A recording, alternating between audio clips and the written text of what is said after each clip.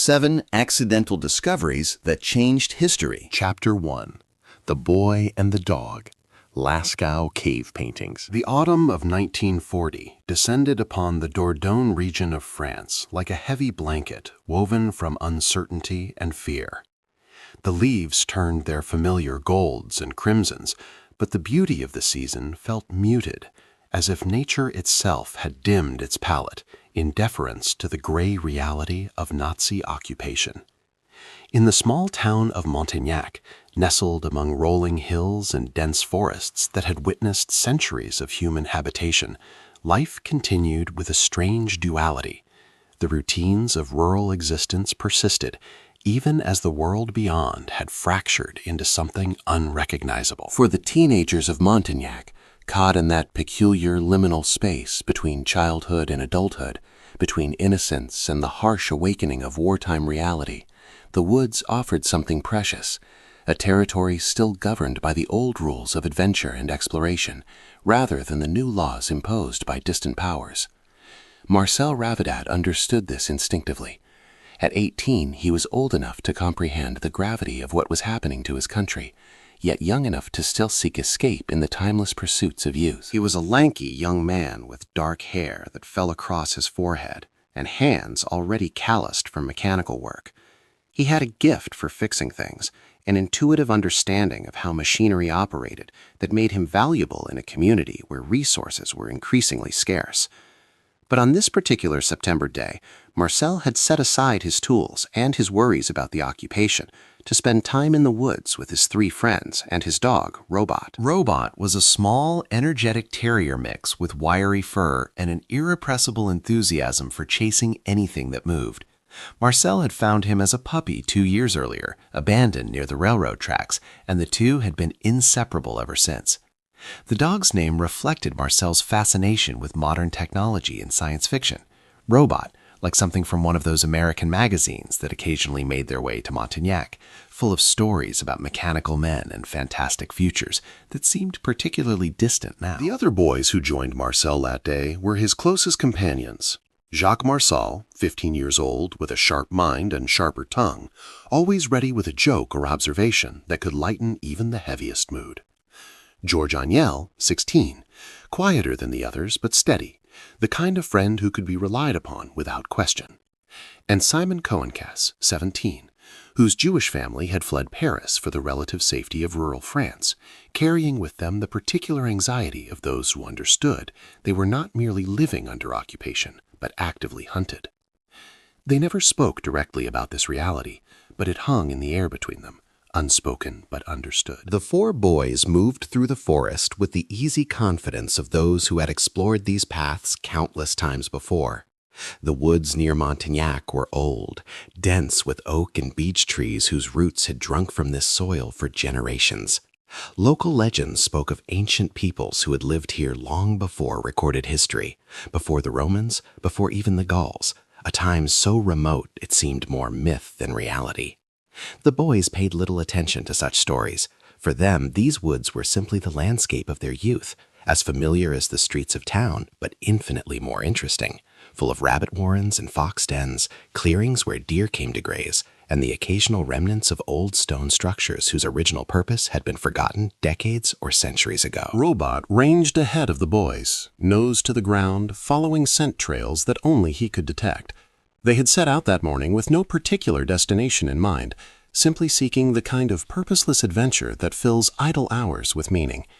The weather was perfect for such wandering, cool enough to walk without discomfort, but with sufficient warmth in the sun that filtered through the canopy overhead to remind them that winter had not yet arrived.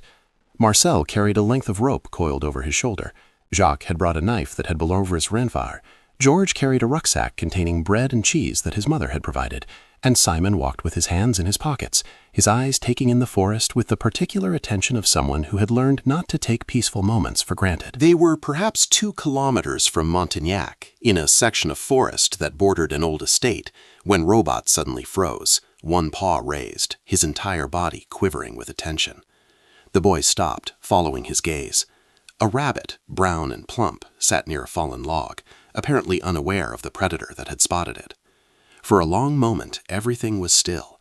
The rabbit, the dog, the boys, Even the breeze seemed to pause.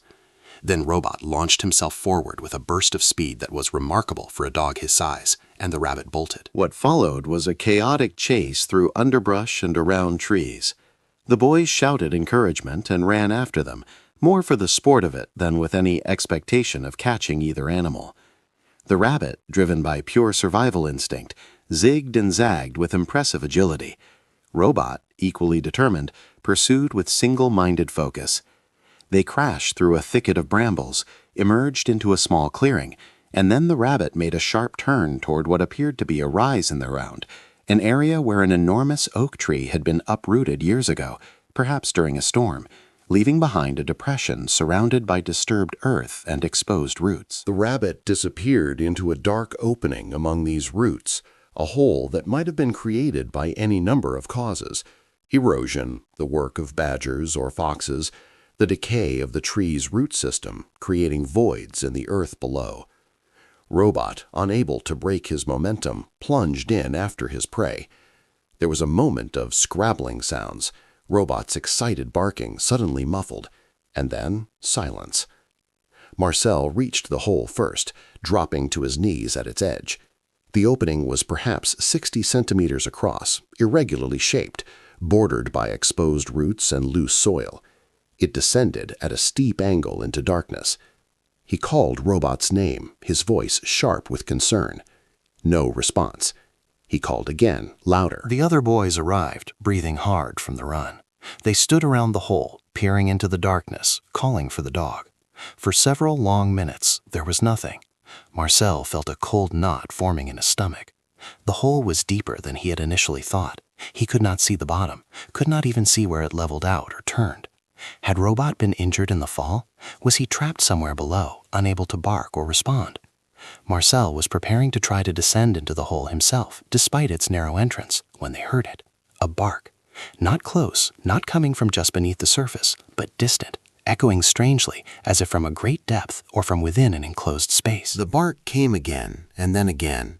Robot was alive, but clearly unable to find his way back to the surface.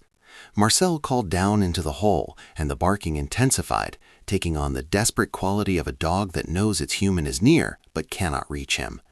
The boys discussed their options.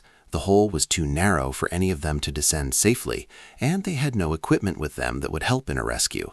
Georges suggested bringing back shovels to widen the entrance. Jacques proposed trying to lure Robot back up with food. Simon, ever practical, pointed out that they did not even know what was down there. It might be a simple fox den with multiple exits, in which case Robot might emerge on his own, or it might be something more complex, a deeper system of tunnels or cavities in the earth. As afternoon moved toward evening and the light in the forest began to fail, Marcel made the difficult decision to return home. They marked the location carefully, piling stones near the uprooted tree so they could find it again. Marcel called down into the hole one last time, telling Robot, though he felt foolish speaking to an animal that could not understand his words, that he would return, that he should not be afraid, that help was coming. The bark that answered seemed to Marcel to carry understanding, though he knew this was merely his own hope projected onto the animal. The walk back to Montignac was somber. Marcel's mind raced with worry for his dog and with plans for how to effect a rescue. The other boys offered reassurances that rang hollow.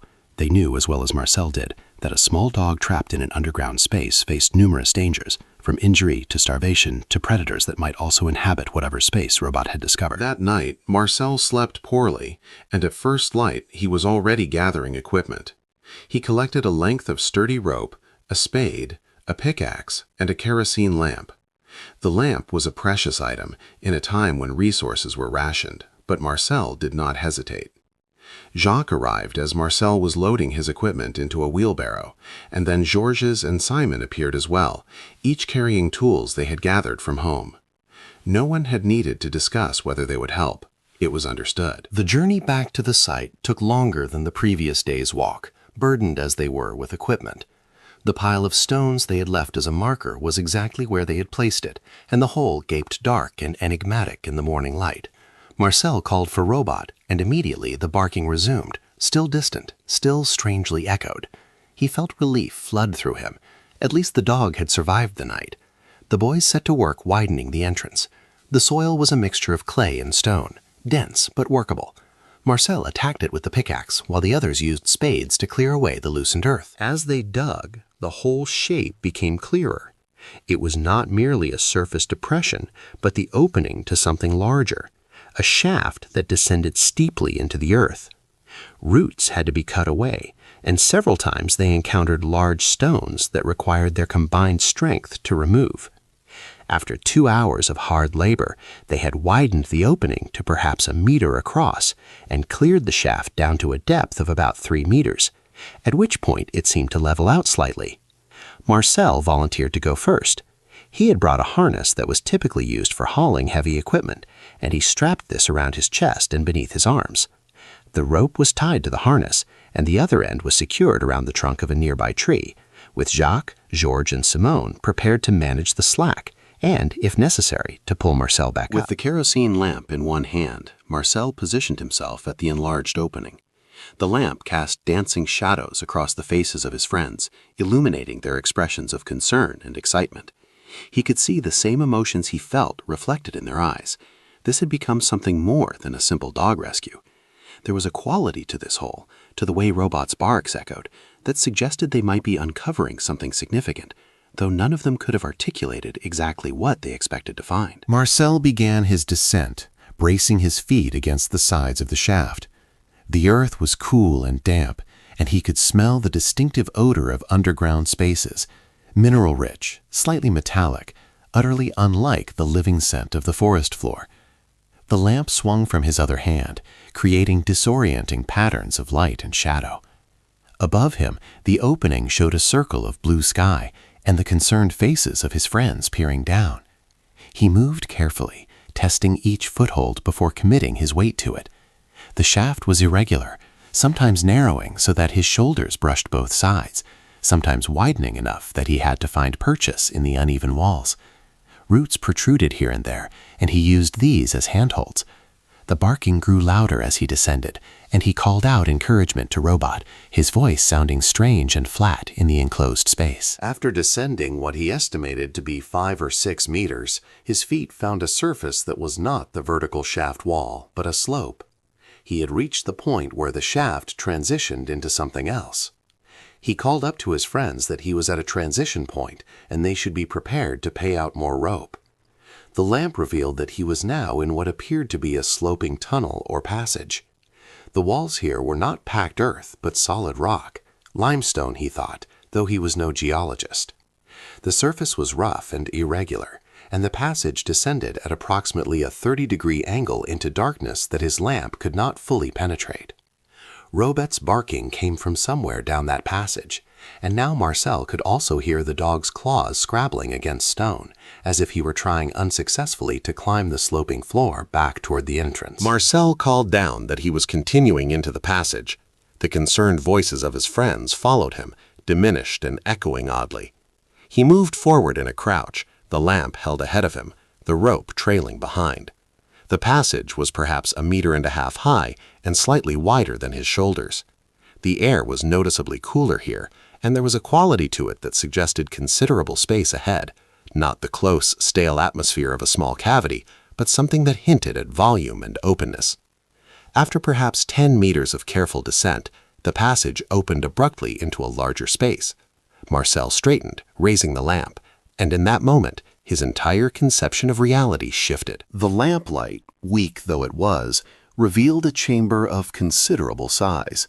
The ceiling arched above him, disappearing into shadows beyond the lamp's reach. But it was not the size of the space that caused Marcel to freeze, his breath catching in his throat, his hand trembling so that the lamp swayed and the shadows danced. It was the walls. On the walls, revealed in the flickering golden light of the kerosene lamp, were animals. Enormous animals, rendered in colors that seemed impossibly vivid, despite what must have been great age. Ochre reds and yellows, blacks that might have been charcoal, earth tones that suggested manganese or iron oxide.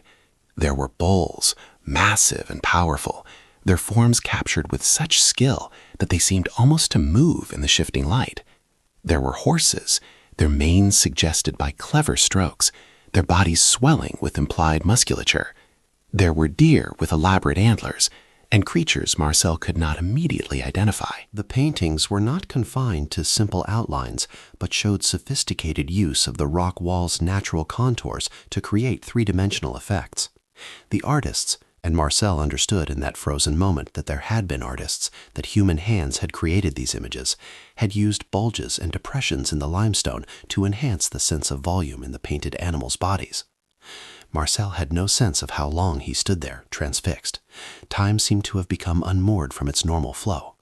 Robots, barking, he had forgotten the dog in the shock of discovery, finally penetrated his paralysis. He lowered the lamp and saw Robot in the far corner of the chamber, tail wagging frantically, apparently uninjured despite his overnight ordeal. The dog ran to Marcel, circling his legs, and Marcel knelt to reassure the animal, but his eyes never left the walls. His hands moved automatically to stroke Robot's fur, but his mind was entirely occupied with attempting to process what he was seeing. These paintings were old. He knew this with absolute certainty, though he could not have explained how he knew. They were not the work of some modern hermit or prankster. The style was unlike anything he had seen in books or museums. The subject matter, these Ice Age animals rendered with such intimate knowledge, spoke of a world unimaginably distant from his own. The Vichy government that now controlled France, the Nazi occupiers, the war itself, even the entire span of recorded human history seemed suddenly to be recent events, shallow scratches on the surface of a far deeper temporal ocean. Above, he heard his friends calling down, their voices anxious. How long had he been silent? He called back that he had found Robot, that the dog was safe, but his voice must have carried some quality that alarmed them, because Jacques called down asking if Marcel himself was all right. Marcel wanted to tell them what he had found, but he could not find words adequate to the task. Instead, he told them he was coming back up, that they all needed to come down, that there was something they needed to see. The ascent was more difficult than the descent had been, complicated by Robot, whom Marcel tucked inside his jacket, and by the trembling in his limbs that seemed to have nothing to do with physical exertion and everything to do with the shock of discovery. When he emerged into the forest daylight, it seemed unnaturally bright after the cave's darkness. His friends crowded around him, examining Robot, pelting Marcel with questions. He set the dog down and simply said, "You need to see this, all of you." Something in his tone, or perhaps in his expression, silenced their questions. They prepared to descend one by one, with Marcel going first again to guide them. Jacques followed, then Georges, then Simon, each tied to the rope as Marcel had been, each making the careful descent down the shaft and into the sloping passage. Marcel led them into the chamber, and as each boy entered and raised his eyes to the walls, Marcel watched the same transformation he had experienced occur in them.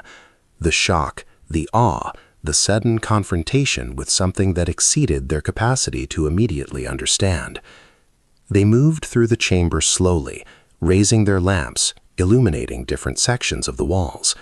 The painted animals seemed to emerge from darkness and recede back into it as the pools of lamplight traveled across the stone surfaces. No one spoke. What words could adequately respond to this? They were, though they did not yet know it, standing in what would come to be known as the Hall of Bulls, the most spectacular chamber in what would be recognized as one of the most important prehistoric painted caves ever discovered. The main bull, which would later be called the Great Black Bull or the Unicorn, due to the peculiar perspective that made one of its horns appear central, measured more than 5 meters in length. Around it were other bulls, horses, and the first of the cave's mysterious abstract symbols, squares, dots, and geometric forms, whose meaning would puzzle researchers for decades. They explored further, discovering that the chamber they had entered was not the extent of the cave system. Passages led to other chambers, some requiring crawling on hands and knees, others opening into spaces nearly as large as the first. In each there were more paintings, more engravings incised into the softer limestone, more evidence of a sophisticated artistic culture that had existed in unimaginable antiquity.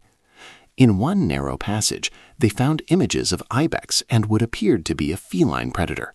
In another chamber, a scene that appeared to show some kind of narrative, a man figure, rare among the predominantly animal images, appearing to fall backward, a bird on a stick nearby, a bison with entrails spilling out.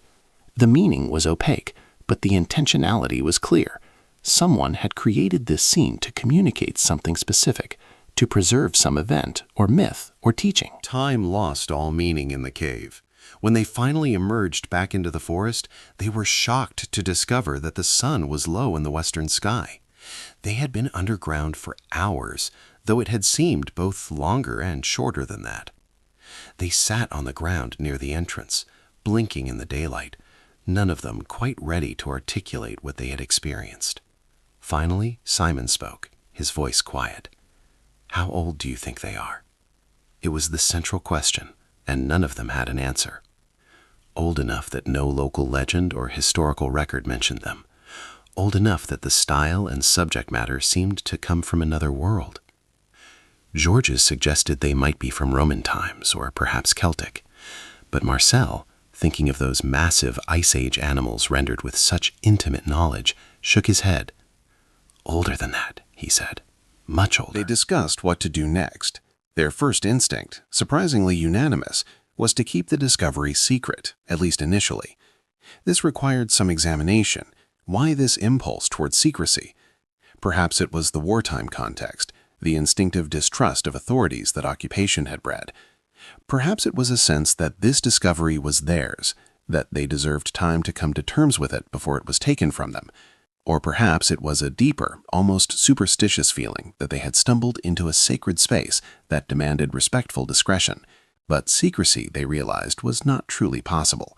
The cave was too important, too significant to be kept as a private treasure. Moreover, none of them had the expertise to understand what they had found.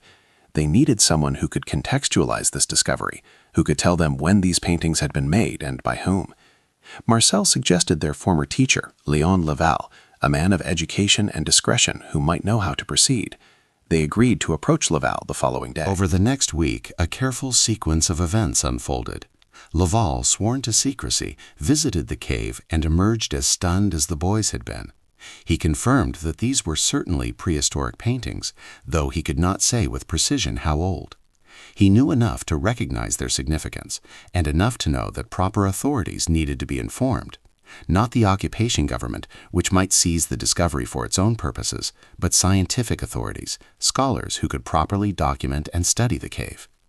Laval sent discreet inquiries to contacts in the archaeological community, and through a circuitous route, word reached Henri Bruyot, who was already, by 1940, the most renowned prehistorian in France, perhaps in the world. Breuil, then 63 years old, had devoted his life to the study of prehistoric art. He had documented cave paintings throughout France and Spain, and had developed methods for dating and interpreting Paleolithic art.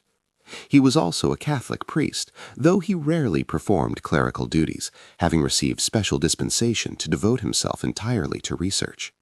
The combination of scientific rigor and spiritual sensitivity made him uniquely suited to appreciate what the boys had found. Breuil's arrival in Montignac was conducted with as much discretion as possible.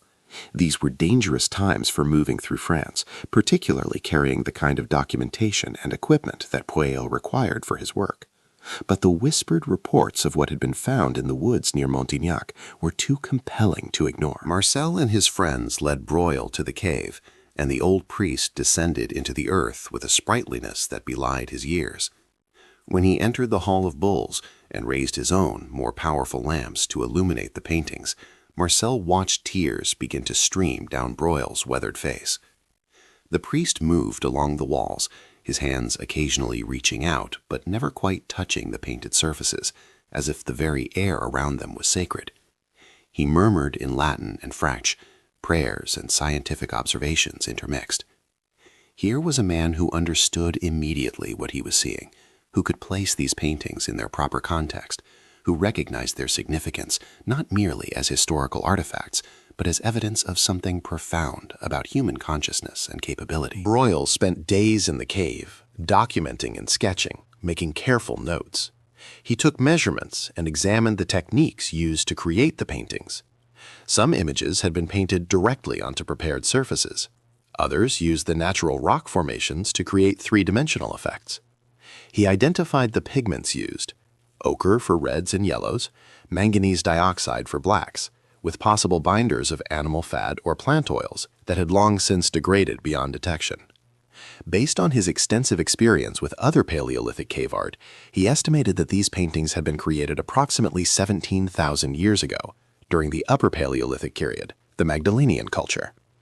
Later, radiocarbon dating would refine this estimate, but Broyle's initial assessment was remarkably accurate. The cave contained over 600 paintings and nearly 1,400 engravings. The artists had worked deep underground, in total darkness except for the light provided by primitive lamps, stone bowls filled with animal fat, and a wick of moss or lichen. They had created scaffolding to reach the higher surfaces of the walls and ceiling.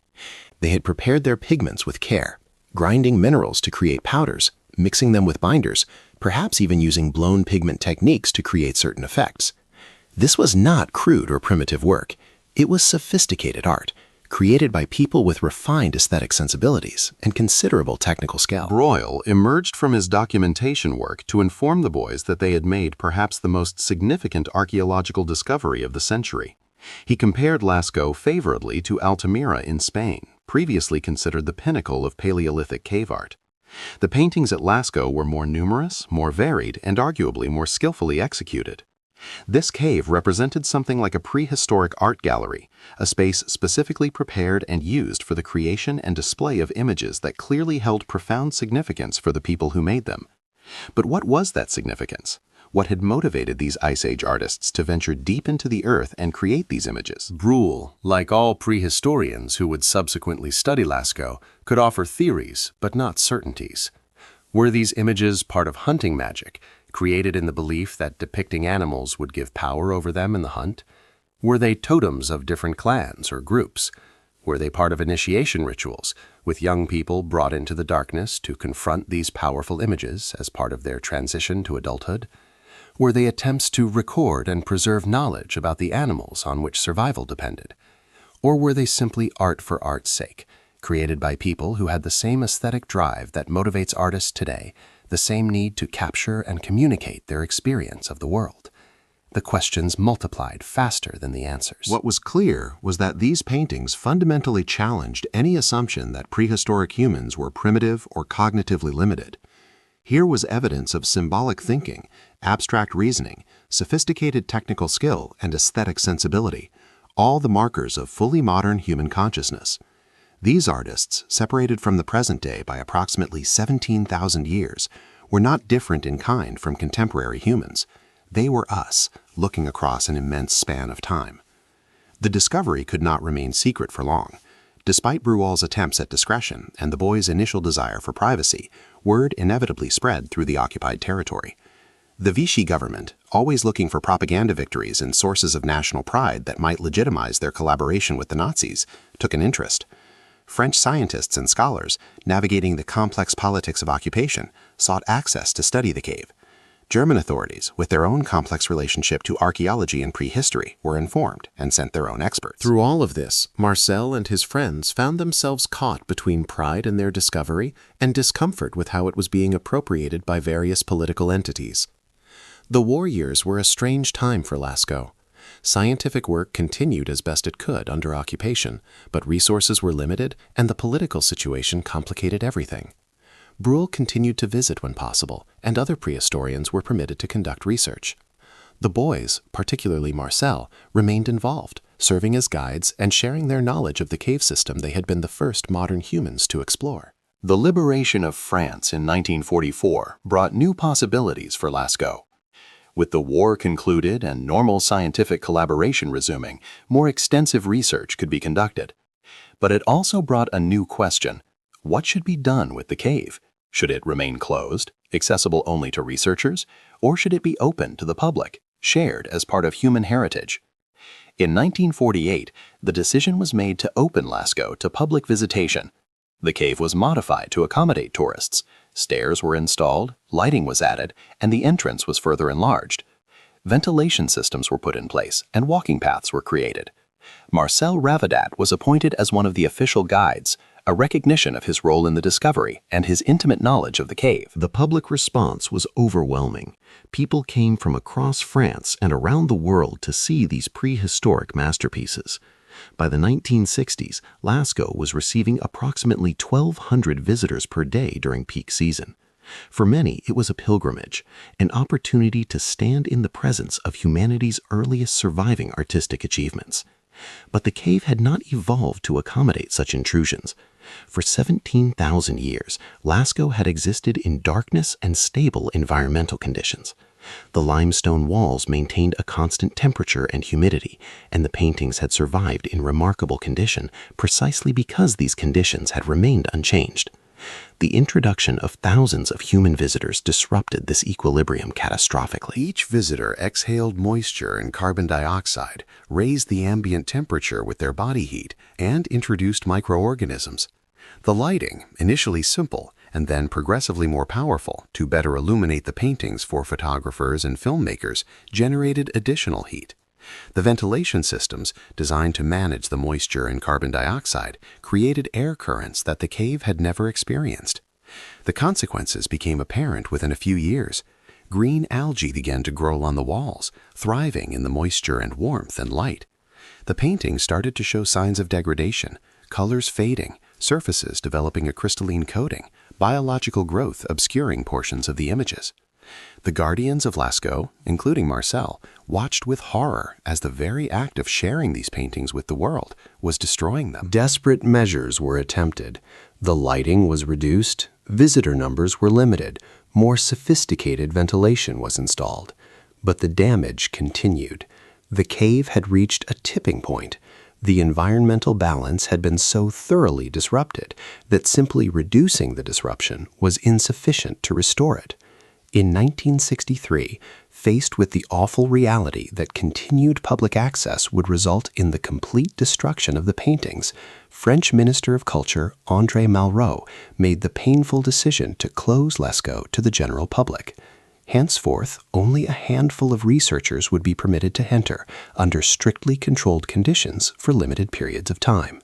The door that Marcel and his friends had opened in 1940, that had been widened to admit the world, was now closing again, perhaps permanently. For Marcel, who had devoted much of his adult life to Lascaux, first as a discoverer and then as a guardian and guide, the closing was both a tragedy and a relief.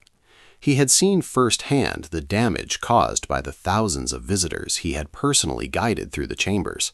He had watched biological growth spread across paintings he had first seen in pristine condition. But he also understood that the closure was necessary, that preservation had to take precedence over access. In the decades that followed, Marcel became an elder statesman of Lascaux, a living link to the moment of discovery. He gave interviews, consulted with researchers, and shared his memories of that September day in 1940 when Robot had chased a rabbit into a hole and changed everything. Jacques Marcel also became a guardian of the cave, working alongside Marcel to protect and preserve it.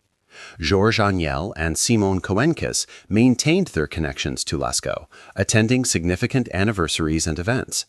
The four boys who had stumbled upon one of the great archaeological discoveries of the 20th century remained bound by that shared experience for the rest of their lives. The scientific study of Lascaux continued in the decades after its closing. New technologies allowed for increasingly sophisticated analysis without requiring prolonged human presence in the cave.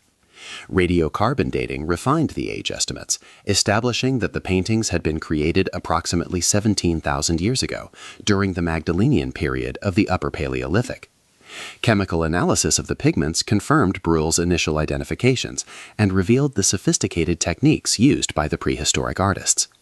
High-resolution photography and later digital scanning created detailed records of every painted surface. In 1983, a meticulous replica of the Hall of Bulls and the Painted Gallery, the two most spectacular sections of Lascaux, was opened to the public as Lascaux II, located just 200 meters from the original cave.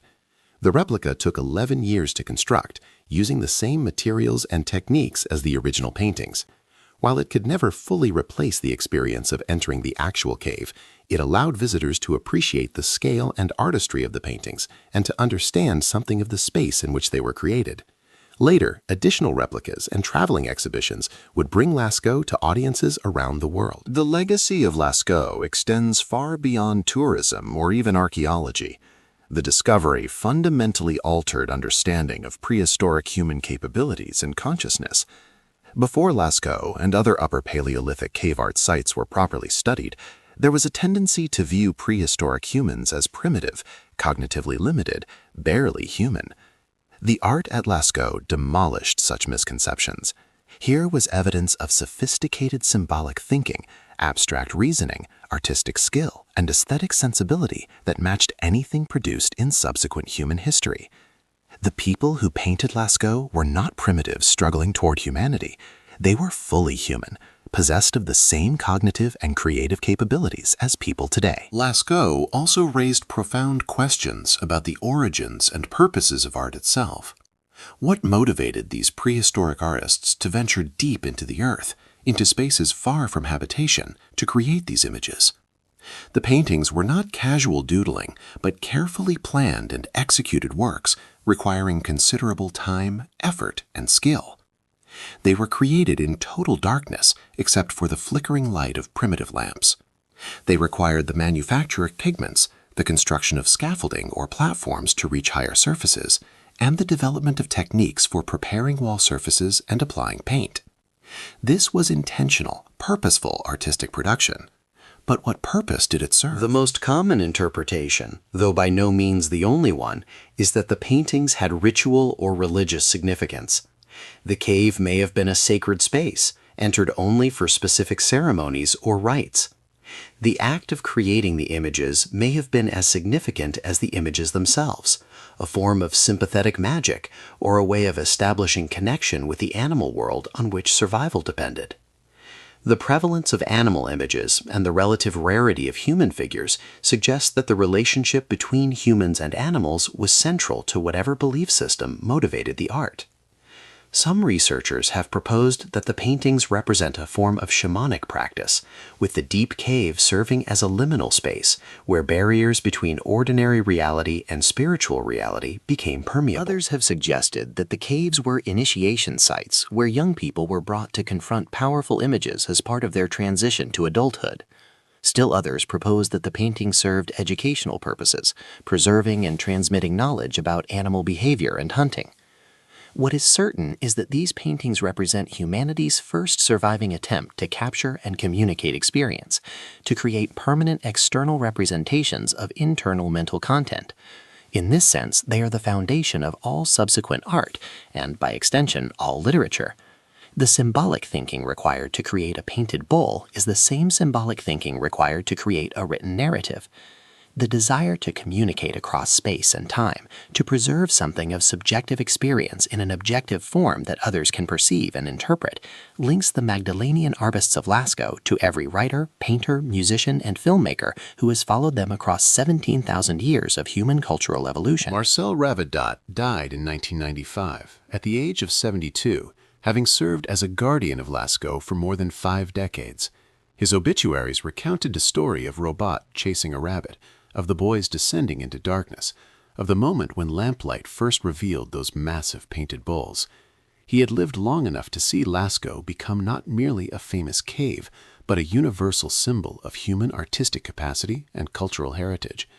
In his later years, he reflected often on the profound irony that the very act of discovery had set in motion the processes that threatened to destroy what had been discovered. If he and his friends had simply rescued Robot and moved on, if the entrance had remained obscured, the paintings might have survived in pristine condition for millennia more, but they also would have remained unknown, unable to play their role in reshaping human understanding of prehistory and of humanity itself. Was the trade-off worth it? Marcel never fully resolved this question. He had devoted his life to Lascaux, to protecting and sharing it, but he had also watched it deteriorate. In the end, he concluded that the important thing was that the paintings had been documented, studied, and shared before their destruction. Even if the originals eventually disappeared entirely, the knowledge of what prehistoric humans had achieved would persist. The images had been rescued from oblivion not in the physical sense, but in a more important way. They had been restored to human consciousness, to the collective memory of the species that created them. Today, the original Lascaux cave remains closed to all but a handful of researchers, and even their access is strictly limited. The paintings are continuously monitored, and sophisticated systems work to maintain environmental stability and combat biological growth. The replicas allow millions of people annually to experience something of what Marcel and his friends experienced that September day in 1940, though the replicas, however meticulously created, cannot fully capture the numinous quality of standing in the actual prehistoric sacred space. But Lascaux's significance persists beyond any individual visitor's experience. The cave stands as testimony to the depth of human history and to the continuity of human consciousness across unimaginable spans of time. The artists who painted those bulls and horses 17,000 years ago were separated from us by enormous gulfs of cultural change and technological development, but they were not separated in kind. They possessed the same cognitive capabilities, the same creative drives, the same need to capture and communicate experience. They were us, and we are them, and the paintings at Lascaux are the bridge across time that makes that recognition possible. In the history of discovery, few moments equal the one when Marcel Ravadat first raised his lamp in that underground chamber and saw massive prehistoric animals emerge from darkness into flickering light. In that instant, 17,000 years collapsed, and the most ancient human art spoke directly to a teenager in occupied France across all the intervening centuries with undiminished power. It was a gift from the deep past to the present, delivered by a dog chasing a rabbit, by curiosity and courage, by the timeless human impulse to explore and to share what is found.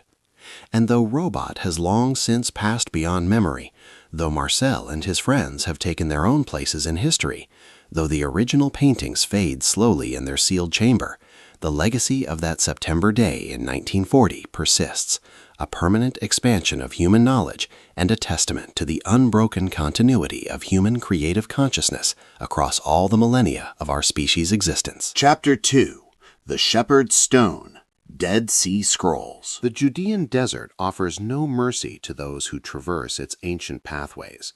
In early 1947, the barren cliffs of Qumran rose like weather-beaten monuments against an impossibly blue sky, their limestone faces scored by millennia of wind and rain into a landscape both beautiful and merciless. This was a world of extremes, scorching days that could kill the unprepared, frigid nights that descended like judgment, and silence so profound it seemed to possess weight and substance. Here, where the plateau tumbled down toward the leaden waters of the Dead Sea, the earth itself appeared to have been stripped to its bones, revealing layers of geological time in bands of ochre, rust, and gray. Muhammad Adib, Muhammad the Wolf, knew this landscape with the intimacy born of necessity. At perhaps 15 or 16 years old, accounts of his exact age vary, as do many details of this extraordinary story. He belonged to the Taimira Bedouin tribe, people who had shepherded goats and sheep across these unforgiving hills for generations beyond counting. His days followed rhythms established long before nations drew their modern borders, before archaeologists came searching for the past, before the world learned to call this region by names that appeared on maps and in history books. On this particular day, sources place it sometime between November 1946 and February 1947, the precise date lost to the imprecision of oral tradition and the chaos of the times. Muhammad tended his herd as he had done countless times before. The goats, hardy creatures adapted to survive where little else could, picked their way across the rocky terrain with the sure-footedness of animals born to stone and scarcity. They sought the sparse vegetation that clung to life in crevices and shadows, the thorny shrubs that somehow drew sustenance from soil that appeared to contain nothing but dust and memory. The heat was already building, though the sun had not yet reached its zenith. In the Judean Desert, heat arrives not as a gradual warming, but as an assault, a physical presence that presses down from above and radiates upward from the baked earth. Muhammad wore the traditional robes of his people, cloth that had evolved over centuries to protect against both sun and cold, garments that spoke of adaptation to this harsh environment. A keffiyeh shaded his head and neck, though sweat still gathered at his temples and traced lines through the dust on his face. He counted his charges with practiced efficiency, his eyes moving across the scattered animals with the automatic precision of long familiarity. And then he noticed one was missing. A goat had wandered off, drawn perhaps by some promise of grazing, or simply by the inexplicable whims that occasionally seize even the most docile animals. For a shepherd, such moments carry an edge of anxiety. A lost goat meant lost value, potential punishment, and the exhausting work of searching through terrain that offered countless places for an animal to fall, become trapped, or simply disappear. Muhammad's gaze swept across the cliff face, following likely paths, reading the landscape with the literacy of someone whose survival depended on such knowledge. There, movement, a flash of hide against stone. The wandering goat had made its way toward a section of cliff particularly pockmarked with cave openings, dark mouths that gaped in the limestone like empty eye sockets in a skull. The Qumran cliffs were riddled with such caves, formed over eons as water and geological forces carved voids in the soft rock. Some were mere shallow depressions, others plunged deep into the earth. Local Bedouins knew them as places to shelter from storms, to cache supplies, occasionally to find refuge from the various authorities that had claimed dominion over these lands across the centuries. As Muhammad approached, scrambling up the rocky slope with the agility of youth and experience, he spotted a particular opening, small, roughly oval, positioned perhaps 10 or 15 feet above the scree-covered base of the cliff. The exact sequence of events that followed has been told and retold so many times that the true details have become obscured by layers of interpretation, embellishment, and the natural evolution of story. But from these various tellings, two primary versions have emerged, each with its proponents and its particular drama. In the first and most famous version, Muhammad paused at the base of the cliff, gazing up at the cave opening. Perhaps curious about what lay inside, perhaps frustrated by the wayward goat, perhaps simply acting on the impulse of a teenage boy confronted with a mysterious hole in a rock, he picked up a stone. The stone, an ordinary piece of limestone, weathered and palm-sized, became in that moment an object of profound historical significance, though no one could have known it then. Muhammad drew back his arm and threw. The stone arced through the hot, still air and disappeared into the darkness of the cave opening. For a moment, nothing. Then, echoing from within the earth, came a sound that didn't belong in this place of stone and silence, the distinctive crash of breaking pottery. Ceramic shattering against ceramic, fragments cascading. Muhammad froze. The sound suggested something man-made inside that cave, something that had remained undisturbed for who knew how long. In the second version of the story, Muhammad climbed up to the opening more immediately, drawn by curiosity or the pursuit of his wandering goat. He peered into the darkness, perhaps called out, testing the depth and dimensions of the space. Finding it accessible, he squeezed through the narrow opening and dropped down into the cave's interior. The transition from the brilliant desert sunlight to the cave's darkness would have been momentarily blinding, requiring time for his eyes to adjust to the gloom. Whichever version one accepts, and there is something to be said for both, what Muhammad discovered next would ultimately prove to be one of the most significant archaeological finds of the 20th century, a discovery that would illuminate millennia of hidden history and transform scholarly understanding of ancient Judaism, early Christianity, and the transmission of biblical texts across the ages.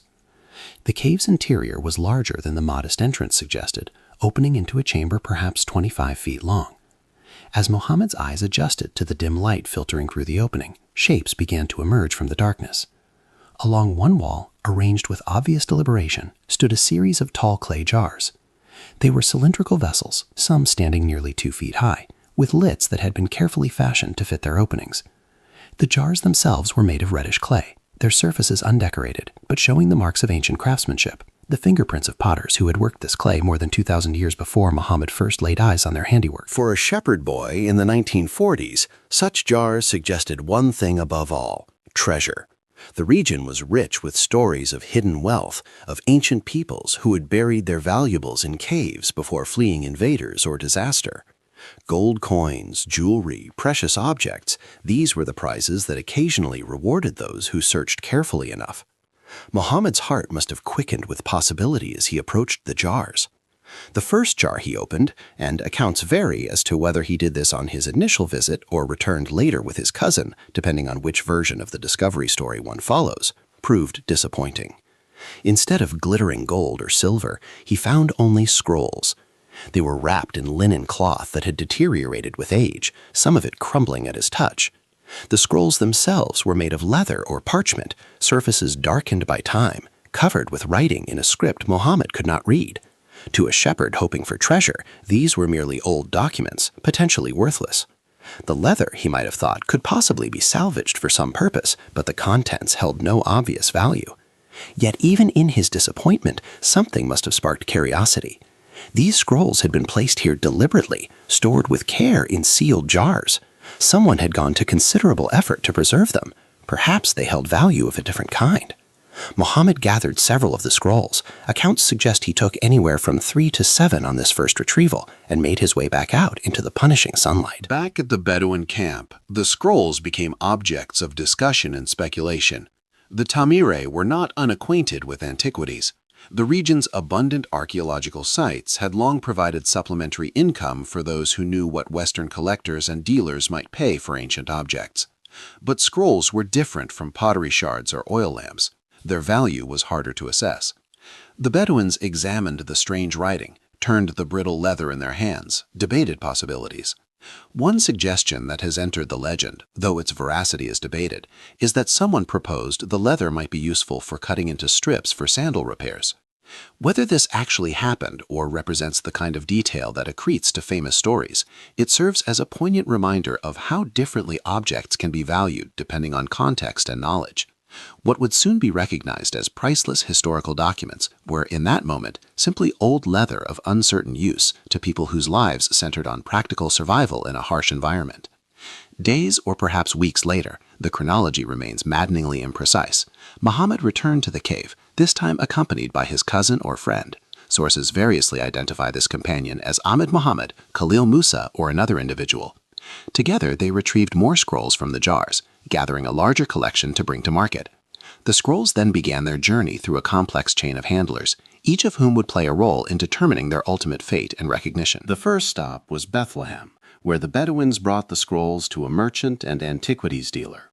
In the unsettled economic and political landscape of 1940s Palestine, the antiquities trade operated in gray zones of legality and legitimacy. Dealers ranged from knowledgeable scholars to opportunistic middlemen, and distinguishing valuable artifacts from clever forgeries or worthless junk required expertise not everyone possessed. Initial reactions to the scrolls were skeptical or dismissive. The writing was in Hebrew, but an ancient form that wasn't immediately recognizable to everyone who saw it. The condition of the scrolls, brittle, darkened, fragmented in places, raised questions about their authenticity. Forgeries were common in the antiquities trade, and the stakes were high enough that caution was warranted. Some dealers offered insultingly low prices, others declined to purchase them at all. But the scrolls' journey continued. They were shown to various individuals in Jerusalem's complex religious and academic community, a city that in 1947 was a powder keg of tensions as the British Mandate era drew toward its close and the question of Palestine's future hung in the balance. The scrolls moved through Muslim, Christian, and Jewish hands, crossing the sectarian and political divides that would soon erupt into open conflict. A crucial turning point came when some of the scrolls reached Metropolitan Athanasius Yeshu Samuel, the Syrian Orthodox Archbishop of Jerusalem. Unlike some who had examined them, Samuel recognized that these documents might be genuinely ancient and potentially significant. Whether motivated by scholarly interest, religious devotion, or the collector's instinct to acquire important objects, Samuel negotiated to purchase 4 of the scrolls. The price he paid, accounts suggest it was quite modest, perhaps a few dozen pounds, would later seem almost comically inadequate given the scrolls' eventual recognition as priceless historical treasures. Meanwhile, through a separate chain of transactions, 3 other scrolls came to the attention of Professor Eliezer Sukenik of Hebrew University in Jerusalem. Sukenik was an archaeologist of considerable reputation, someone with both the expertise to evaluate the scrolls' potential authenticity and the scholarly framework to understand their possible significance. When he first examined the scrolls in late November 1947, Sukenik felt a surge of excitement that transcended academic interest. He believed he was looking at documents from the Second Temple period, texts that predated the destruction of Jerusalem by the Romans in 70 CE. The timing of Sukenik's examination was extraordinary, almost impossibly dramatic. On November 29, 1947, as Sukenik sat on a bus reading fragments from the scrolls, the United Nations General Assembly voted to approve the partition plan for Palestine, recommending the division of the territory into Jewish and Arab states. Sukenik later wrote about this moment, studying ancient Jewish texts while the modern Jewish state was being voted into existence, the past and future converging in a way that seemed almost mystical. The next day, violence erupted across Palestine as Arabs rejected the partition plan, marking the beginning of a conflict that would reshape the entire region. In this context of political upheaval and impending war, the process of authenticating and studying the scrolls proceeded with difficulty. Scholars worked amid growing violence, supply shortages, and the breakdown of civil order. The division of the scrolls between Samuel's collection and Sukenik's collection meant that research was fragmented from the start. Communication between different communities became increasingly difficult as Jerusalem divided into hostile zones. Yet the scholarly work continued, driven by recognition that these documents were genuinely extraordinary. The authentication process involved multiple lines of evidence. Paleography, the study of ancient writing styles, indicated that the script matched forms known from the Second Temple period. The orthography and linguistic features aligned with ancient Hebrew and Aramaic. The biblical texts showed variations from the Masoretic text, the standardized Hebrew Bible that would develop later, suggesting these were truly ancient copies predating the standardization process. Carbon dating, applied to linen wrappings found with the scrolls, would eventually confirm dates ranging from approximately 300 BCE to 100 CE. The scrolls came from the very period when Judaism was developing its classical forms, when the Hebrew Bible was still being finalized, and when the movements that would give rise to both Rabbinic Judaism and Christianity were taking shape. Finding actual documents from this era was unprecedented. Prior to the Dead Sea Scrolls, the oldest complete Hebrew Bible manuscript dated to the 10th century CE, nearly 1,000 years after the scrolls were written. The contents of the scrolls were equally remarkable. Among the initial finds were biblical manuscripts, portions of Isaiah, Genesis, Leviticus, and other books. These texts allowed scholars to examine how biblical texts had been transmitted and copied across centuries, providing evidence for both the general reliability of the transmission process and the existence of textual variations that had been smoothed out in later standardized versions. Even more intriguing were the non-biblical texts, documents that illuminated a previously obscure Jewish sect, now generally identified as the Essenes. The community rule, the war scroll, the Thanksgiving hymns, and other sectarian documents revealed a community that had lived in strict discipline, awaiting an apocalyptic confrontation between the forces of light and darkness. They maintained ritual purity through frequent washings, shared property communally, and studied scripture with intensity, believing themselves to be the true Israel, the faithful remnant in a corrupt world.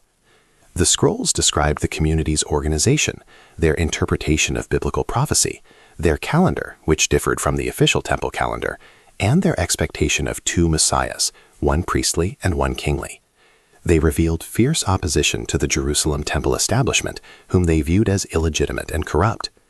The documents painted a picture of Jewish diversity in the Second Temple period, far richer and more complex than previously understood. News of the discovery began to spread through scholarly networks, though public announcement waited until 1948. On April 11, 1948, during a press conference at Yale University, the existence of the scrolls was revealed to the world. The announcement made international headlines. Here was tangible connection to the biblical past, manuscripts copied by hands that might have been contemporary with Jesus, documents that predated Christianity itself. The implications for both academic study and religious understanding were enormous. But the discovery of the initial scrolls was only the beginning. If Cave 1 at Qumran, as it would come to be designated, contained such treasures, might other caves in the area hold more? The question launched a years-long search that combined archaeological expedition with a frantic race between Bedouin cave searchers and academic teams.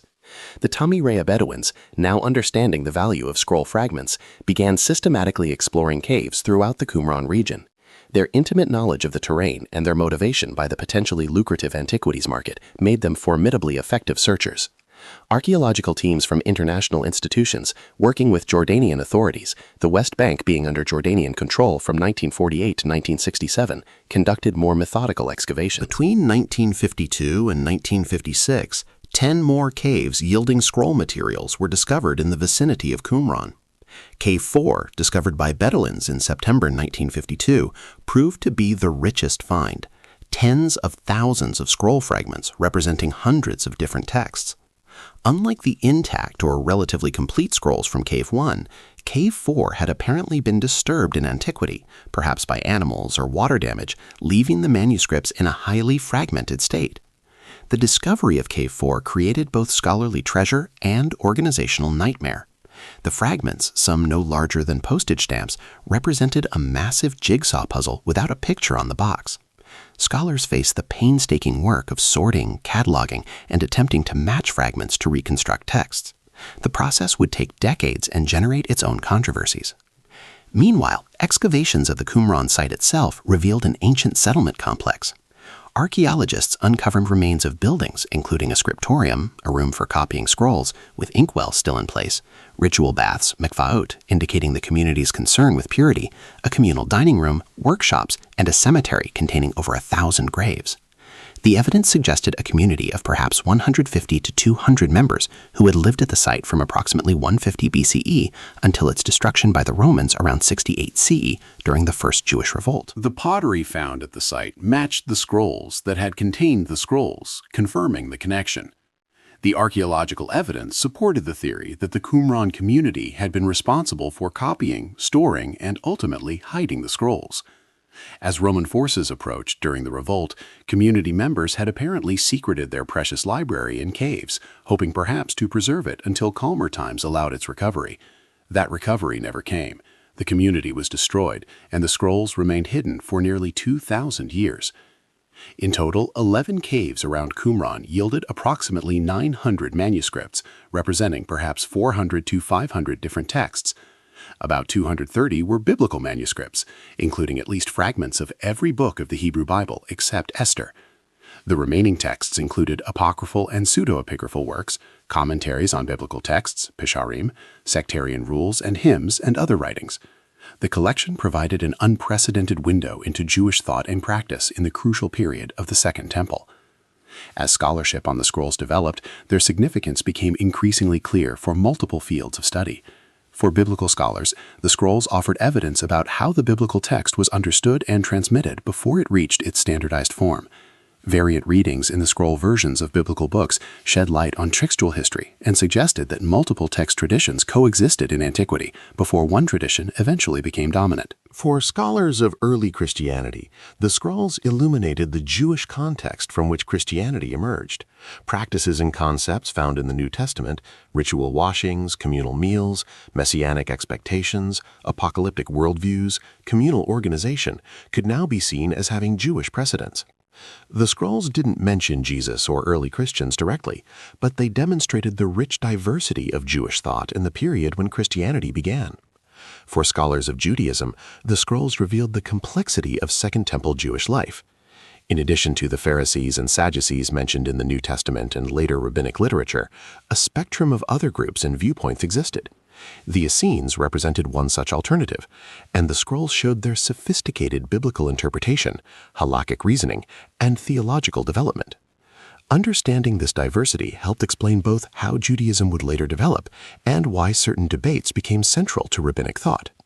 Yet, alongside the scholarly excitement came controversies that would shadow Dead Sea Scrolls research for decades. The most significant centered on publication delays. The enormous task of editing and publishing the scrolls fell initially to a small international team of scholars, mostly based at the École Biblique in Jerusalem.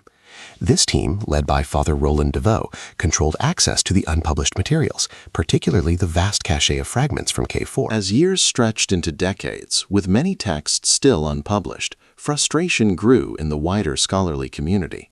Critics charged that the official team was moving too slowly, hoarding access, and preventing other scholars from working on the materials. Conspiracy theories flourished, suggesting that the delays were motivated by desires to suppress controversial content that might challenge Christian or Jewish orthodoxy. In reality, the delays likely resulted from a combination of factors: the genuine difficulty of working with highly fragmented materials, the small size and limited resources of the editing team, academic perfectionism, personal rivalries, and institutional politics. But the perception of secrecy fueled speculation that persisted even after most materials were finally published in the 1990s. The official publication monopoly finally broke in 1991 when the Huntington Library in California announced it would allow unrestricted access to photographs of the scroll fragments it possessed. Other institutions followed suit, and within a few years, all Dead Sea Scrolls materials became available to any qualified scholar. The feared controversial revelations never materialized. The scrolls were extraordinary for what they revealed about ancient Judaism, but they contained no bombshells that would overthrow established religious traditions. Ownership of the scrolls themselves became another contested issue. The original 7 scrolls discovered by Muhammad ad-Dib were divided between Metropolitan Samuel and Professor Sukenik. Samuel eventually brought his scrolls to the United States, where they were displayed and offered for sale. In a somewhat ironic twist, Sukenik's son Yigael Yadin, himself a prominent archaeologist, arranged their purchase in 1954 through an intermediary, without revealing the buyer's identity until after the transaction was complete. The scrolls thus came into Israeli possession. The fragments and scrolls discovered in subsequent years were initially under Jordanian control, housed in the Rockefeller Museum in East Jerusalem. After Israel captured East Jerusalem during the Six-Day War in 1967, all scroll materials came under Israeli authority. They are now housed in the Shrine of the Book, a specially designed building at the Israel Museum in Jerusalem, and in the Israel Antiquities Authority's climate-controlled storage facilities. This Israeli possession of the scrolls has generated its own controversies. Palestinian scholars and some international observers have questioned whether Israel has rightful ownership of materials discovered in territory that was under Jordanian control and is now considered occupied under international law. The debate intersects with broader questions about cultural heritage, national identity, and the politics of archaeology in contested regions. As for Muhammad ad-Dib himself, the shepherd whose thrown stone or curious exploration initiated this cascade of discovery, his later life was marked by a poignant irony. While his find generated enormous scholarly activity, museum displays, academic careers, and international attention, Muhammad received relatively little compensation. Various sources suggest he was paid modest sums by dealers, and perhaps some later recognition payments, but nothing remotely proportionate to the discovery's significance. In later years, Muhammad was occasionally interviewed by journalists seeking to document the story of the discovery. He lived a simple life, continuing the traditional Bedouin practices of shepherding and desert living, even as the world transformed around him. Different accounts give different details of his later years. Some sources claim he died in the 1990s, others in the early 2000s. Even in death, as in the moment of discovery, precise facts about Muhammad ad-Dib remain elusive, obscured by the mythologizing that inevitably surrounds such momentous finds. The accidental nature of the discovery has itself become an element in how the Dead Sea Scrolls are understood and commemorated. A shepherd boy chasing a wandering goat, a thrown stone, breaking pottery. These prosaic elements leading to such profound historical revelation capture the imagination. They remind us that history doesn't always reveal itself through careful planning and systematic research. Sometimes the past reaches out unexpectedly, inserting itself into ordinary lives and transforming our understanding through pure chance. Yet calling it pure chance perhaps misses a deeper truth. The scrolls were there to be found because a community 2,000 years ago decided to preserve their sacred texts even as their world collapsed around them. They were found because Muhammad was doing the work his people had done for generations, following goats across harsh terrain, attentive to his surroundings. They were recognized as significant because enough people along the chain of custody possessed the knowledge, curiosity, or instinct to sense value in these ancient documents. The Dead Sea Scrolls ultimately made visible what had been invisible for 2 millennia. They illuminated the diversity of ancient Judaism in a period previously understood through limited sources. They revealed how biblical texts existed in multiple versions before standardization. They demonstrated sophisticated theological and interpretive traditions that would influence both Judaism and Christianity. They provided concrete evidence of daily life, religious practice, and communal organization in a world otherwise known mainly through literary sources written by outsiders or from later perspectives. In making the invisible visible, the scrolls also generated new questions. debates continue about the precise identity of the Qumran community and its relationship to the Essenes described by ancient authors. Scholars argue about how to interpret specific texts, what particular passages meant to ancient readers, and how the scrolls should inform modern understanding of biblical and post-biblical development. New technologies, advanced imaging, DNA analysis of parchment, renewed archaeological investigation continue to extract information from these ancient materials. The story of the Dead Sea Scrolls also serves as a case study in how archaeological discoveries move from initial find to public awareness to scholarly understanding to cultural assimilation. The journey from Muhammad's cave to museum displays and academic conferences involved not just scholarly work, but also politics, commerce, religious interests, media coverage, and public fascination. Each stage involved different actors with different motivations, different interpretations, different claims on meaning and ownership.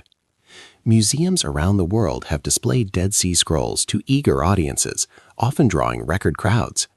The scrolls have appeared in popular culture, been referenced in novels and films, and become symbols of ancient mystery and religious significance. For religious believers, they represent a tangible connection to sacred texts and origins. For scholars, they offer primary sources for studying a crucial historical period.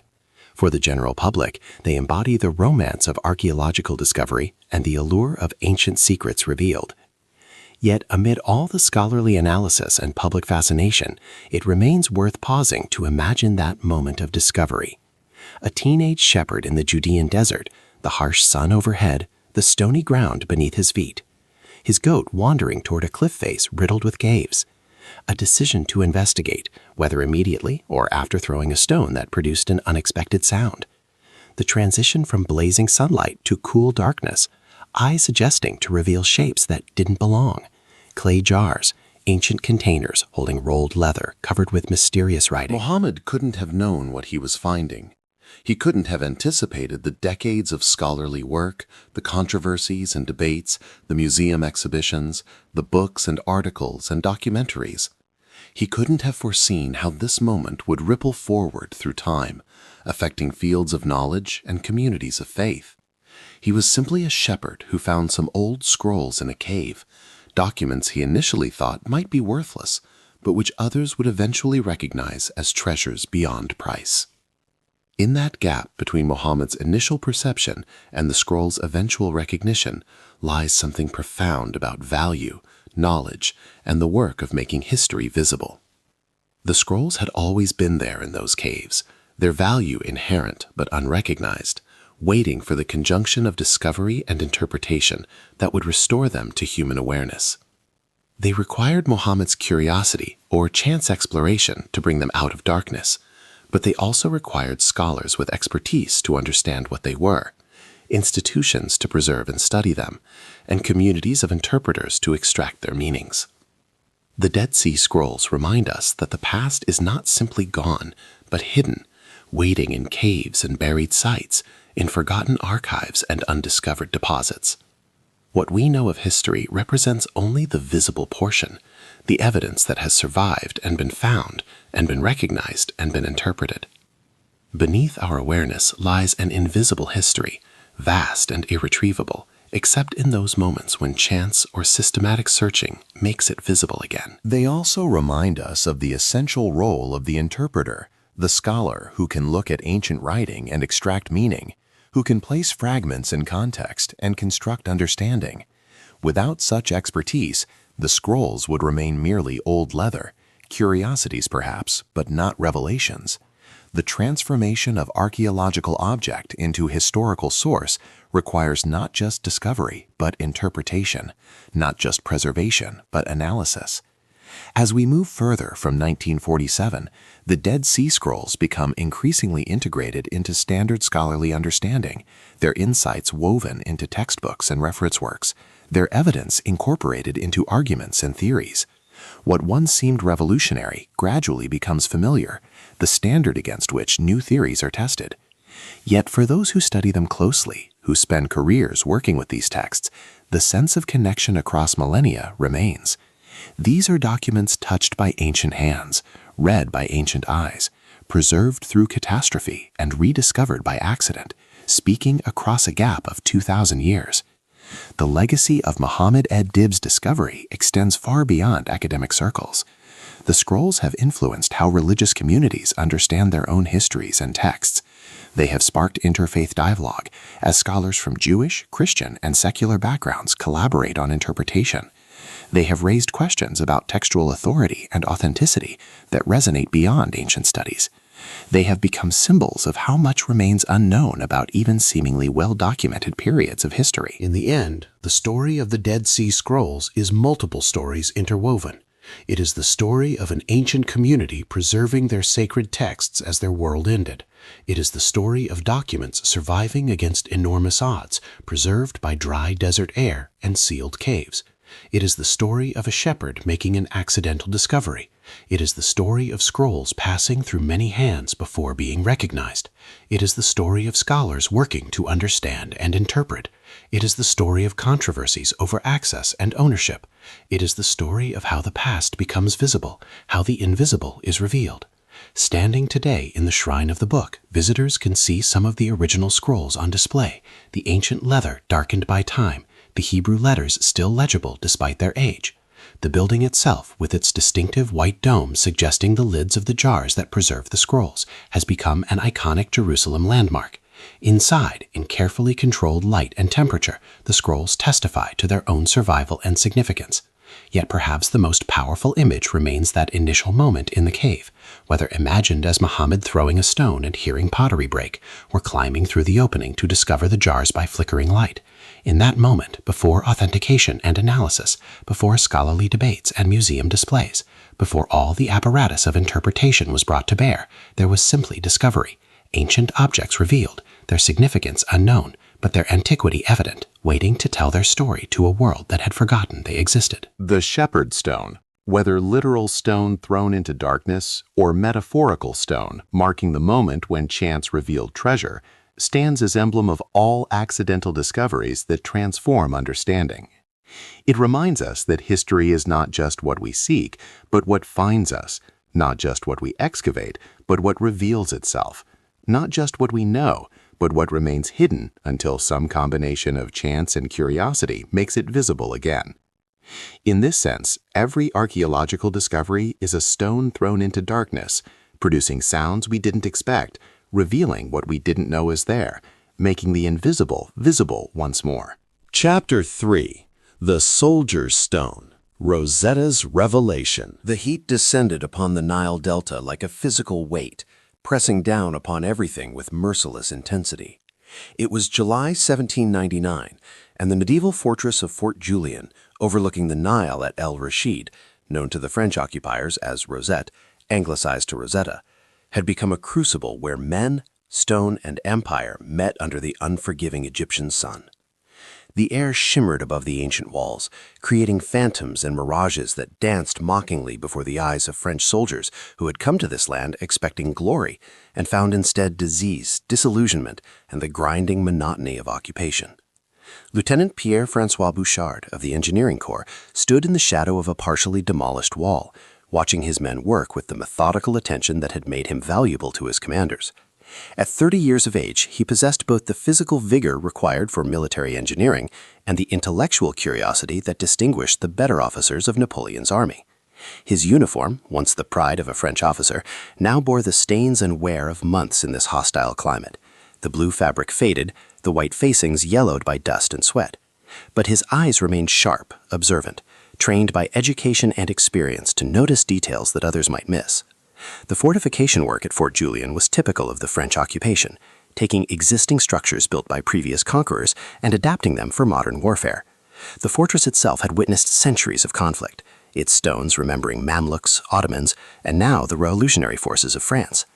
Napoleon's grand vision of an Eastern Empire had brought not just soldiers, but an unprecedented entourage of savants, the Commission des Sciences et des Arts, comprising 167 scientists, engineers, scholars, and artists who were supposed to bring Enlightenment rationality to what they perceived as a land lost in darkness. Bouchard understood this dual mission better than most. He was not merely a soldier destroying and building, he was part of a grander project to document, measure, and comprehend.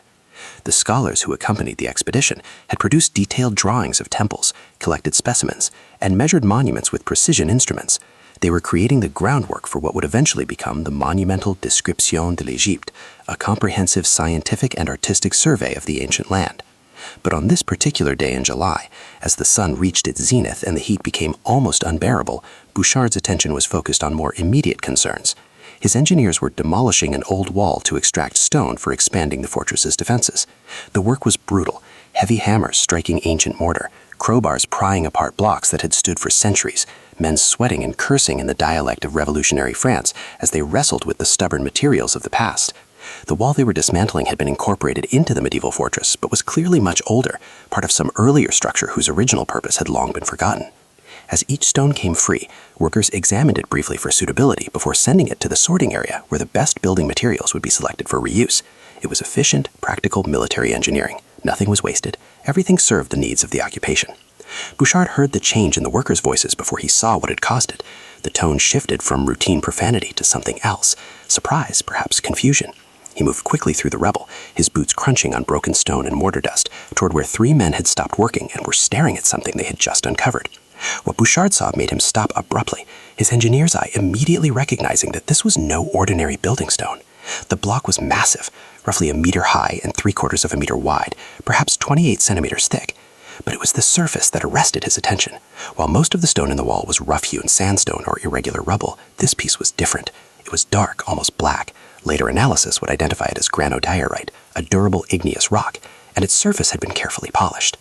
More striking still, that polished surface was covered completely with inscriptions.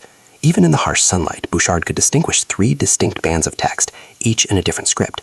The top section, partially damaged where the stone had been broken in antiquity, showed the elegant pictorial symbols he recognized as Egyptian hieroglyphs, those mysterious symbols that cover temples and tombs throughout the land, beautiful and inscrutable, their meaning lost for more than a millennium.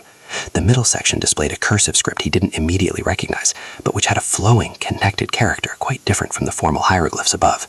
And the bottom section, here Bouchard felt his pulse quicken, was unmistakably ancient Greek. "Stop," he ordered his men sharply. "Touch nothing else. Clear the area around this stone, but do not move it." The soldiers, accustomed to following orders even when they didn't understand them, complied. Bouchard knelt beside the stone, heedless of the dust and rubble, and ran his fingers lightly across the inscribed surface. The carving was deep and precise, the work of master craftsmen who had intended their message to endure. And endure it had, buried in a wall for centuries, waiting for this moment when a French engineer with enough education to recognize its significance would free it from obscurity. Bouchard's education, typical of the better officers in Napoleon's army, included classical languages. He could read Greek, though he was far from a scholar of ancient texts. But he could make out enough of the inscription at the bottom to understand that this was some kind of official decree, something about priests and temples and a pharaoh. The formal language and official tone were unmistakable even to his amateur eye. But it was the implication, the potential locked in this stone that made Bouchard's mind race. If, and it seemed almost too fortunate to hope for, if these 3 texts said the same thing, if the Greek at the bottom was a translation of the mysterious scripts above, then this stone might provide the key to unlocking hieroglyphs themselves. The ancient Egyptian writing system had been dead for so long that it had become merely decorative, beautiful but meaningless symbols that adorned the monuments of a vanished civilization. But if this stone truly contains the same text in both known and unknown scripts, it could be the bridge across that millennium of silence. The significance of such a discovery extended far beyond antiquarian curiosity. Napoleon himself had emphasized the scientific and cultural dimensions of the Egyptian campaign. Despite the military setbacks, the destruction of the French fleet at the Battle of the Nile, the failed Syrian campaign, the persistent guerrilla resistance, the scholarly mission continued. The Institut Egypte in Cairo, established by Napoleon with himself as vice president, regularly convened to discuss discoveries and observations. A find like this would electrify the scholarly community, both in Egypt and back in France. Bouchard ordered his men to carefully excavate around the stone, removing the rubble and mortar that had imprisoned it. As they worked, he could see more clearly the stone's dimensions and condition. It was incomplete. The top had been broken away at some point in antiquity, taking with it perhaps 1/4 of the hieroglyphic text. The damage was old, the broken edges worn smooth by time. The stone had already been ancient and damaged when it was incorporated into the wall from which they were now liberating it. By the time the stone was fully exposed, the afternoon sun had begun its descent toward the western horizon, painting the Nile Delta in shades of amber and gold. Bouchard sent an urgent message to General Jacques-François Menu, the French commander at Rosetta, informing him of the discovery. He also dispatched a courier to Cairo, to the Institut Egypte, knowing that the scholars there would want to examine this find immediately. As twilight fell and torches were lit around the excavation site, Bouchard studied the inscriptions more carefully. The hieroglyphs at the top were arranged in neat horizontal lines, each sign precisely carved, some representing clearly recognizable objects, birds, human figures, geometric shapes, while others were more abstract. The middle section in the script he would later learn was demonic Egyptian, a cursive form of the language used for everyday purposes, flowed in lines that seemed almost casual compared to the formal hieroglyphs above.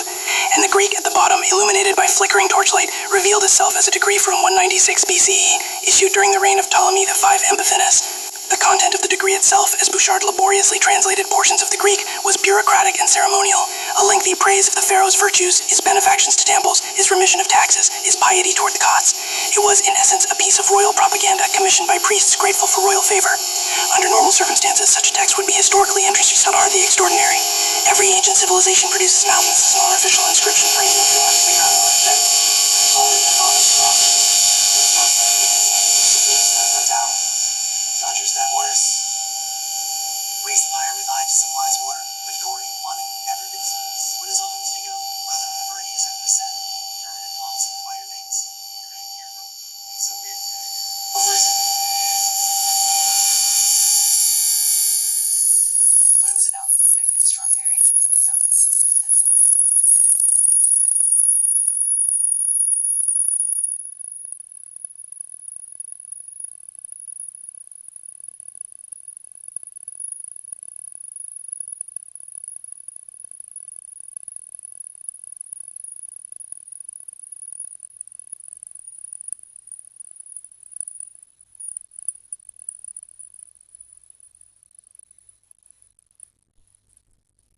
Edward Daniel Clark and William Richard Hamilton, serving with British forces and acting partly as scholars themselves, partly as antiquities hunters in the tradition that would later scandalize Europe, located the Rosetta Stone and other hidden artifacts. The confrontation when they confiscated the stone from its hiding place was tense. French scholars protested vehemently, some wept. General Menou, defeated militarily and now stripped of the expedition's scientific fruits, could only watch helplessly as the stone was loaded onto a British ship.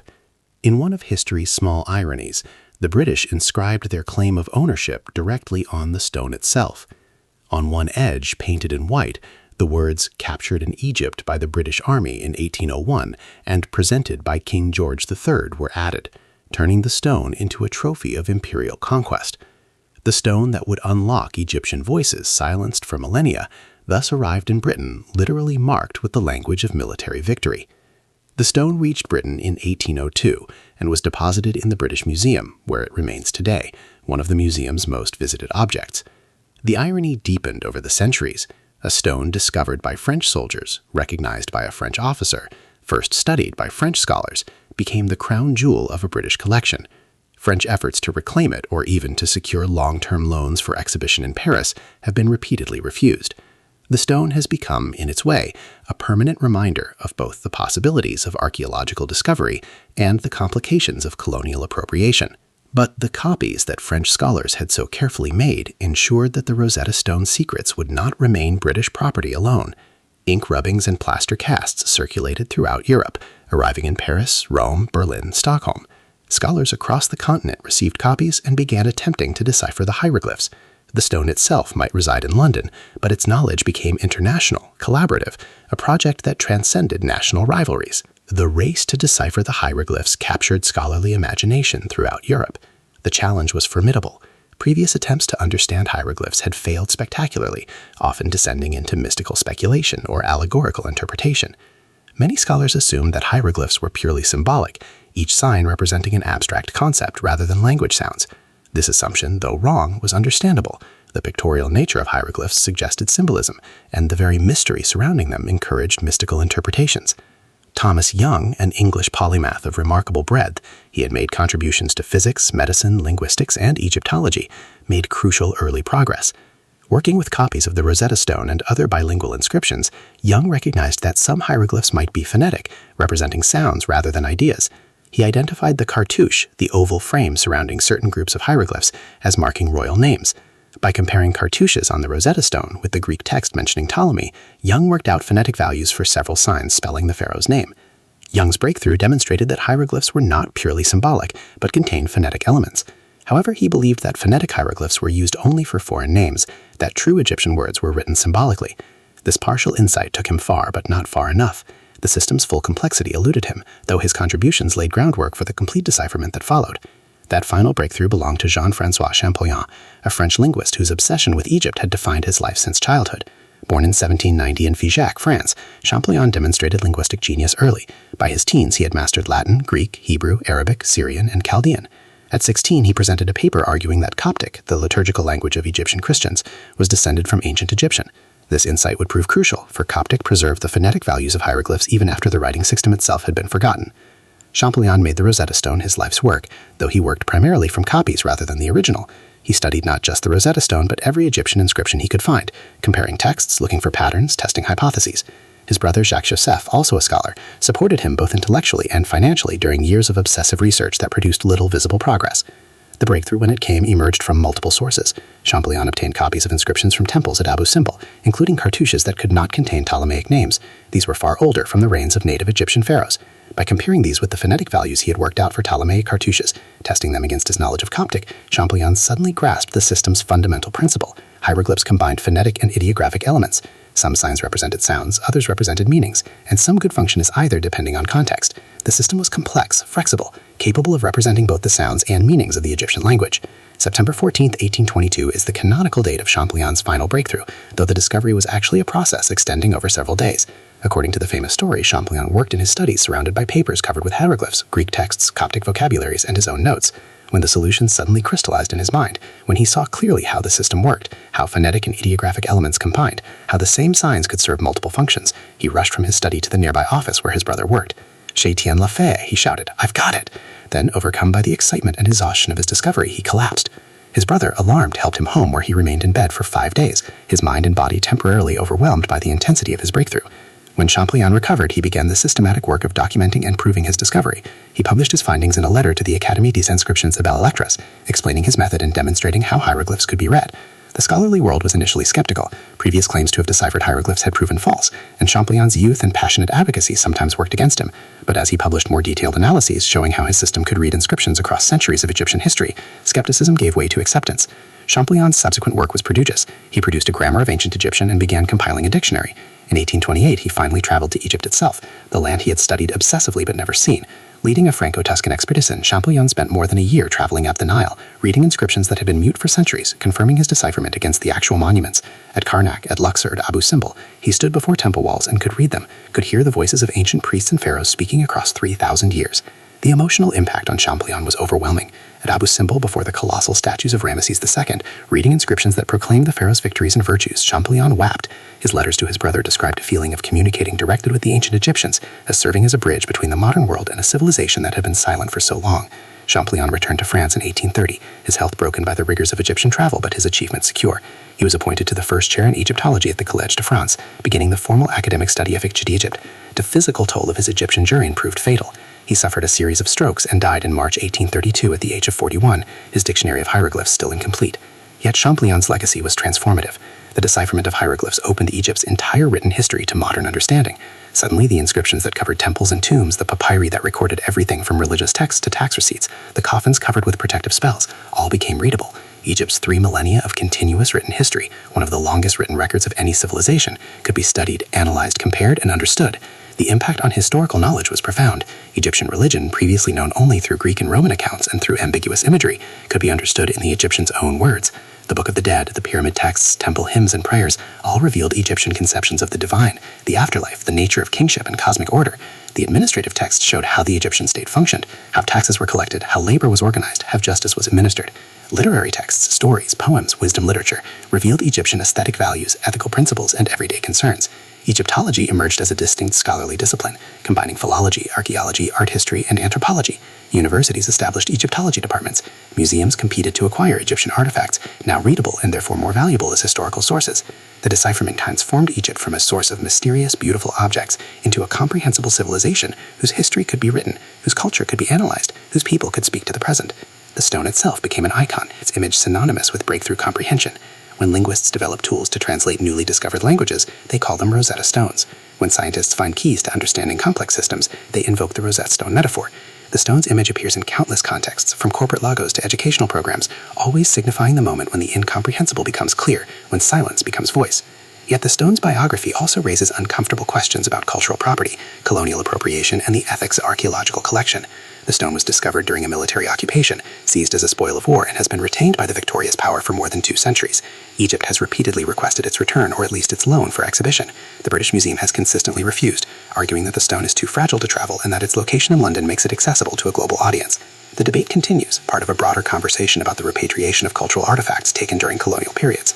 The scholarly community's response to this debate has been complex. Some scholars argue that the stone's location is less important than the accessibility of its inscriptions, now photographed, cast, and digitally scanned so thoroughly that scholars worldwide can study it without visiting London. Others contend that the stone's physical presence matters, that Egypt has a unique claim to its own cultural heritage, and the stone's continued retention in Britain perpetuates colonial patterns of appropriation. For Lieutenant Bouchard, the man whose observant eye first recognized the stone's significance, the subsequent history would have been impossible to imagine, as he stood in the dusty ruins of Fort Julienne that July day in 1799. He was a soldier doing his duty, supervising fortification work during a colonial occupation that had already gone badly wrong.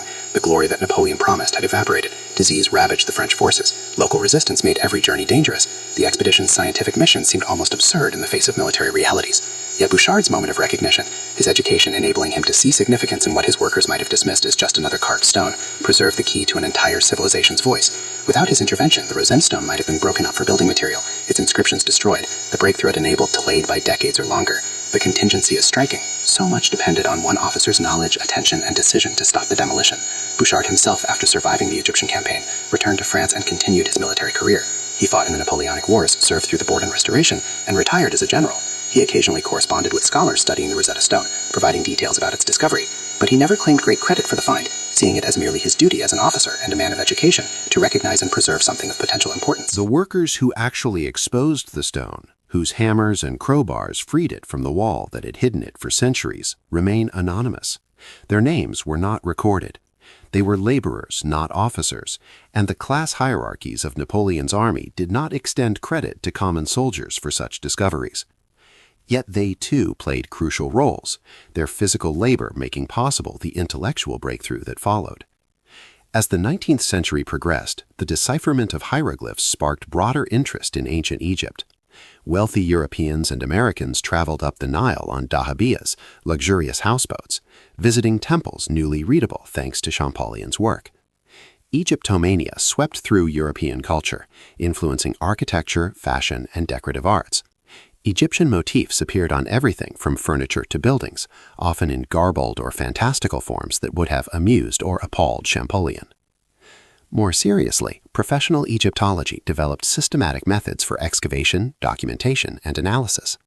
Scholars like Auguste Mariette, who founded the Egyptian Antiquities Service and the Egyptian Museum in Cairo, fought to keep Egyptian artifacts in Egypt rather than allowing them to be shipped wholesale to European and American collections. The tension between Egypt as a source of artifacts for foreign museums and Egypt as a nation with claims to its own heritage has defined Egyptology since its inception. The Rosetta Stone sits at the center of these debates. It is simultaneously a scientific instrument, a tool that unlocked hieroglyphic language, and a cultural symbol, an artifact of Egyptian civilization. Its biography spans ancient Egyptian priests who commissioned it, Ptolemaic authorities who approved its text, medieval builders who incorporated it into a wall, French soldiers who found it, British forces who seized it, and generations of scholars who studied it. Each group had different relationships to the stone, different reasons for valuing it, different claims upon it. For contemporary visitors to the British Museum, the Rosetta Stone is usually their first destination. It sits in a prominent position, surrounded by crowds, protected by glass barriers that prevent the touching that wore smooth the inscription's edges during the 19th century, when visitors could freely run their hands across the ancient text.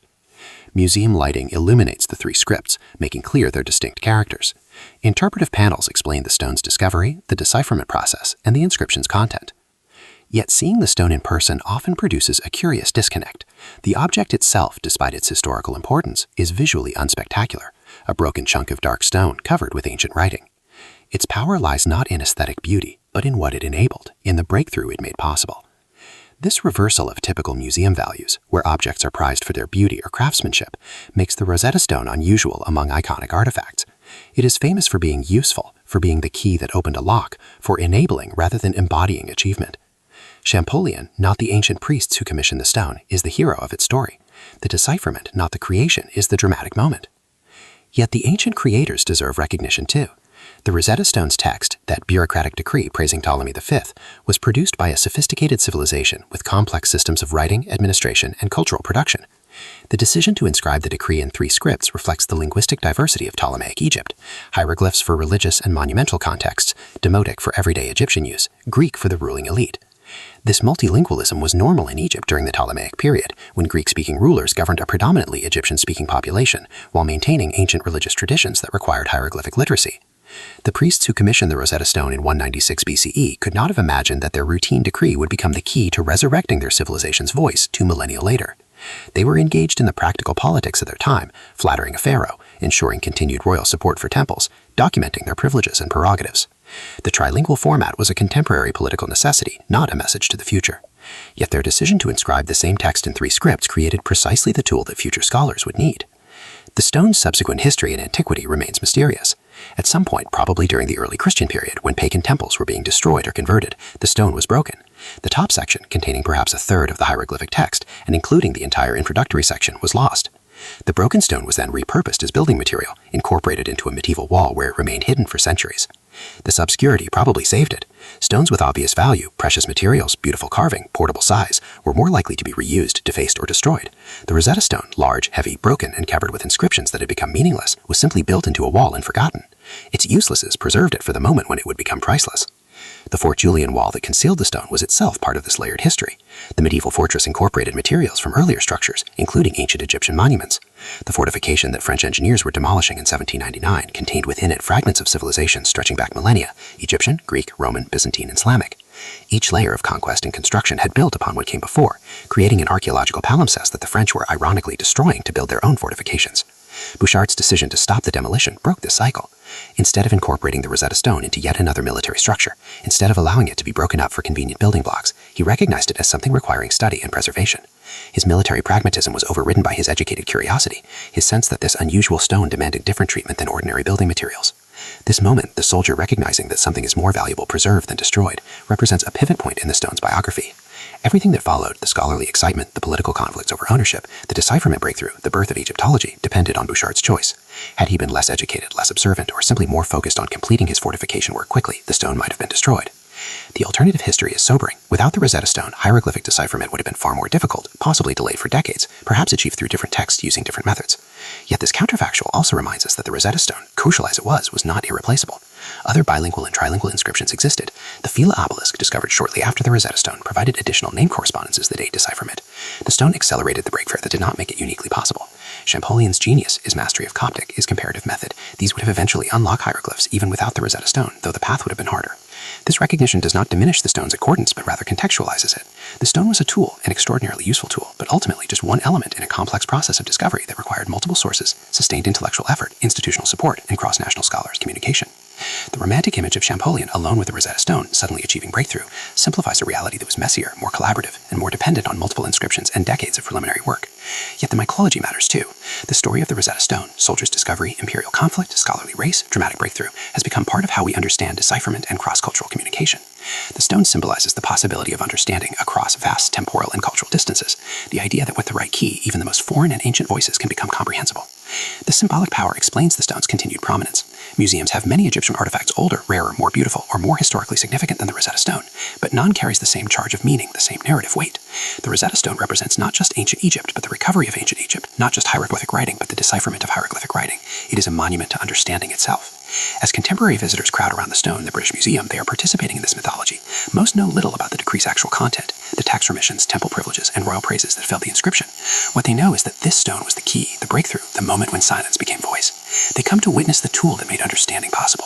And in this sense, Lieutenant Bouchard's contribution indoors, his observant eye on that dusty July day in 1799, his decision to preserve rather than destroy, his recognition that this unusual stone deserves study rather than reuse. These choices preserve not just an object, but a possibility. The possibility that careful attention, appropriate education, and respect for the past might unlock knowledge that enriches the present. The possibility that a civilization's voice, silent for millennia, might speak again.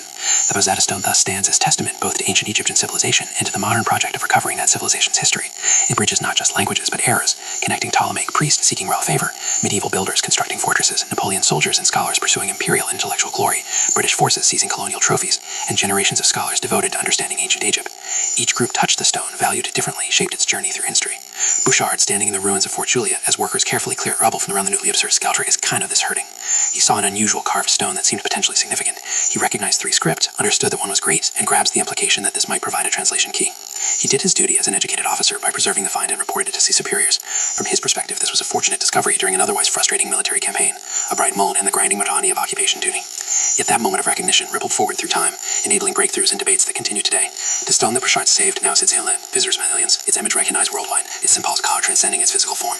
And somewhere in that dusty fortification site of Fort Julie, fragments of the wall that once concealed the stone still remain, testimony to the layers of history that accumulate at the intersection of civilizations, waiting for absurd enough to renounce fought. Chapter 4. The Well Diggers City. Pompeii emerges. The shovel struck something solid beneath the soil, and the sound rang different. Not the dull thud of earth meeting earth, but something harder, something that sang of human craft. The farmer paused, wiping sweat from his brow under the unforgiving southern Italian sun of spring 1748. He had been digging for water, as men had done in these fields for centuries, coaxing life from the volcanic soil that spread across the landscape near Torre Annunziata in the Kingdom of Naples. The land here was generous with crops, but stingy with water, and every farm needed its well. He drove the shovel deeper, and again that strange resistance. Not rock. This was too regular, too shaped. He knelt and brushed away the dark earth with calloused hands, revealing stone that bore the unmistakable marks of human tooling. A wall. Ancient beyond his reckoning, buried beneath the fields where his family had farmed for generations. He did not know it then, but his shovel had just opened a portal to antiquity, striking the edge of a lost world that would transform our understanding of the ancient past and capture the imagination of centuries to come. Above him, Mount Vesuvius rose against the Mediterranean sky, its slopes green with vegetation, its craters silent. The mountain kept its secrets well. It had been 41 years since its last major eruption in 1707, and that display of fire and fury remained vivid in the collective memory of Naples and its surrounding territories. But the greatest catastrophe of Vesuvius, the apocalyptic eruption of August 24-25 in the year 79 CE, had been utterly forgotten. Nearly 17 centuries had passed. The cities that had died in that ancient cataclysm existed only as fragmentary references in classical texts that few could read and fewer still believed.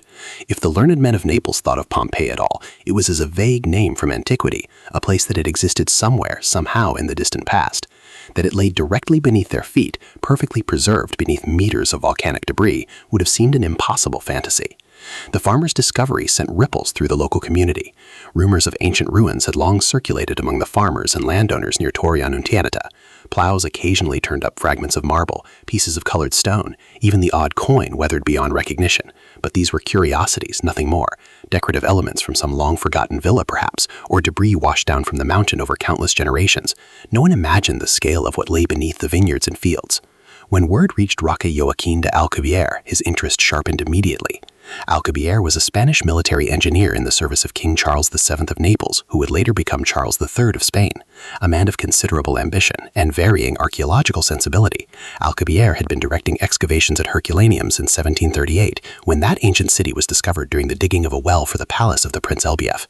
The irony was not lost on those who paid attention. Both of the greatest archaeological discoveries of the century had been made by men seeking water, not history. Herculaneum had yielded spectacular finds, bronze statues in extraordinary quality, marble sculptures, inscriptions, and most remarkably, a library of carbonized papyrus scrolls in what came to be called the Villa of the Papyri. These discoveries had electrified the antiquarian community across Europe and brought glory to the Neapolitan court.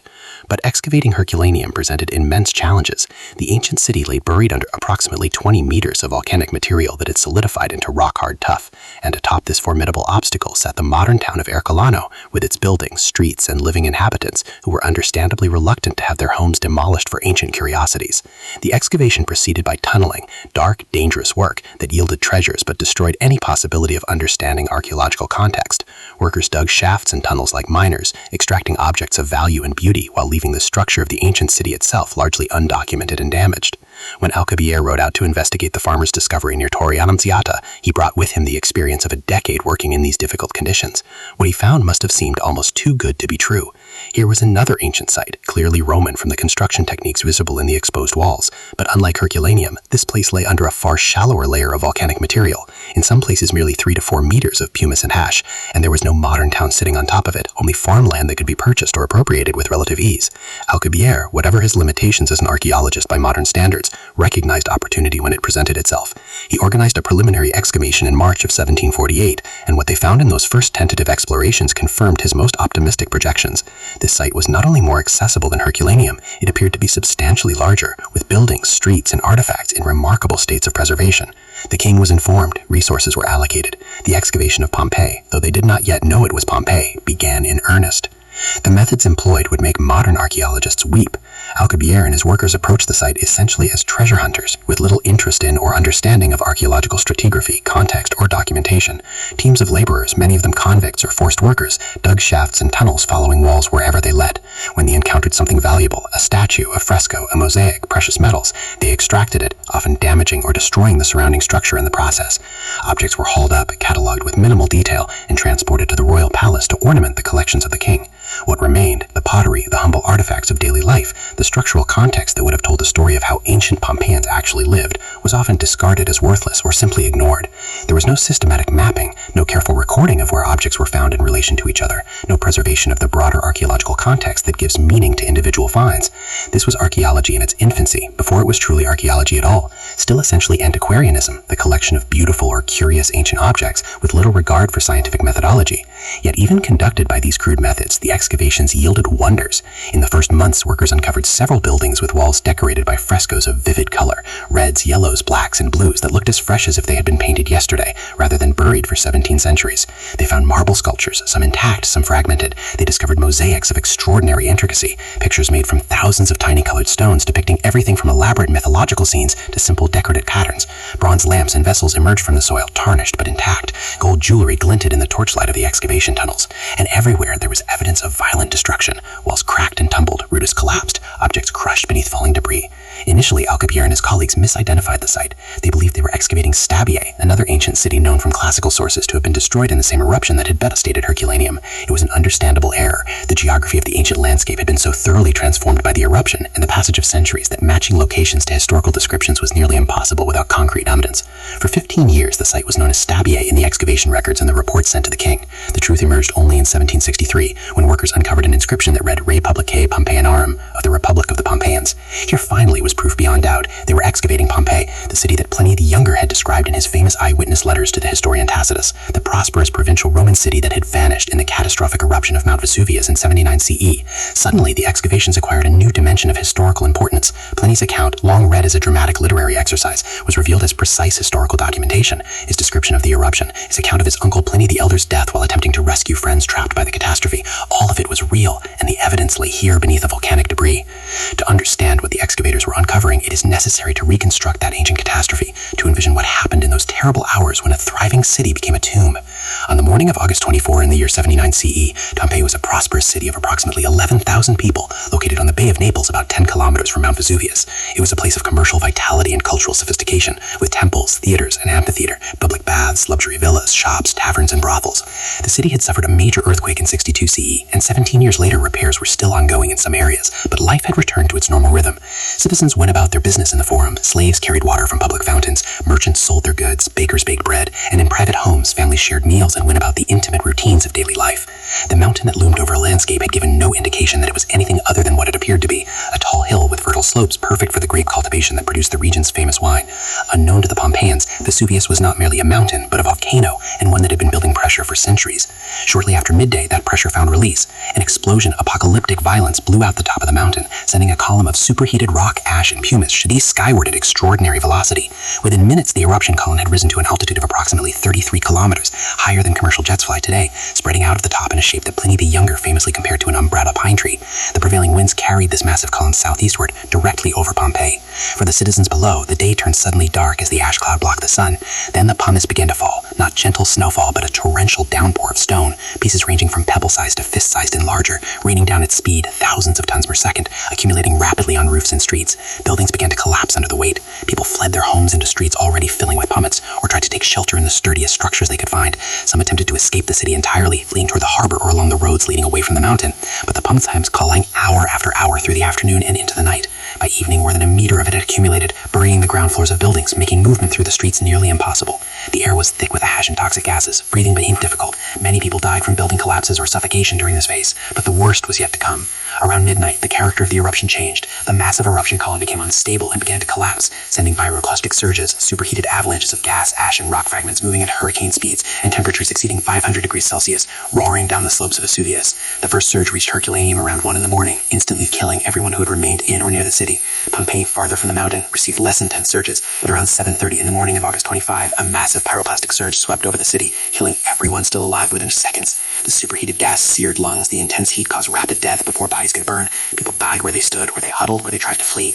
A second, even more powerful surge followed shortly after, burying everyone in a thick layer of ash and pumice that sealed Pompeii like a time capsule. When it was over, the city had vanished beneath approximately 4 to 6 meters of volcanic material. The shape of the landscape had changed. What had been a bustling city was now a desolate plain of ash. Survivors who returned found nothing they recognized. Over the following years and decades, what little remained visible above the surface was scavenged for building materials. Then time and nature completed the parade. Within centuries, most people had forgotten exactly where Pompeii had stood. Within a few centuries, the memory of its existence had faded to vague historical references. The volcanic material that had destroyed Pompeii also preserved it. Unlike normal soil, which is filled with bacteria and organisms that cause organic material to decompose, the volcanic ash and pumice created an environment where wood, fabric, food, and even human bodies could survive for centuries. The bodies themselves decayed, leaving cavities in the hardened ash, but these cavities preserved the exact forms of the people who had died, their postures, their clothing, even their facial expressions. This was the city that Alcubierre's workers were uncovering, that would take decades and a revolution in excavation techniques before anyone fully understood what they'd found. In those early years, the work proceeded haphazardly. Alcubierre was replaced by Carl Weber in 1750, a Swiss engineer who brought a more systematic and careful approach to the excavations. He created plans and drawings of what was being uncovered, attempted to preserve frescoes in situ where possible, and generally showed more respect for the archaeological context. The layout of the city emerged as excavation expanded. Streets were paved with large stone blocks and featured sidewalks and stepping stones that allowed pedestrians to cross without stepping in the water and refuse that flowed down the center. Deep wheel ruts in some streets testified to heavy cart traffic. The streets led to the Forum, the political and commercial heart of the city, a large open plaza surrounded by temples, government buildings, and covered porticos where merchants conducted business. 2 theaters, a large open-air theater and a smaller covered Odeon for musical performances, demonstrated the importance of entertainment and culture. The amphitheater, one of the oldest surviving Roman amphitheaters, could hold approximately 20,000 spectators for gladiatorial games and wild animal hunts. Public baths complex featured separate sections for men and women, with cold, warm, and hot rooms, demonstrating the sophisticated hydraulic engineering of Roman society. Private homes ranged from modest dwellings to spectacular luxury villas. The House of the Faun, named for a small bronze statue found there, occupied an entire city block and featured 2 atria, multiple peristyle gardens, and numerous decorated rooms, including the location where the famous Alexander mosaic was found, a massive floor mosaic depicting Alexander the Great in battle, composed of approximately 1.5 million tiny colored stones. Commercial establishments were everywhere, shops with large openings onto the street, often with living quarters above. Thermopolia, the ancient Roman equivalent of fast food restaurants, featured counters with large storage jars sunk into them, which held hot food ready to be served to customers. One recently excavated thermopolium even preserved decorative frescoes on its counter and residue of the food it had served: duck, goat, pig, fish, and snails.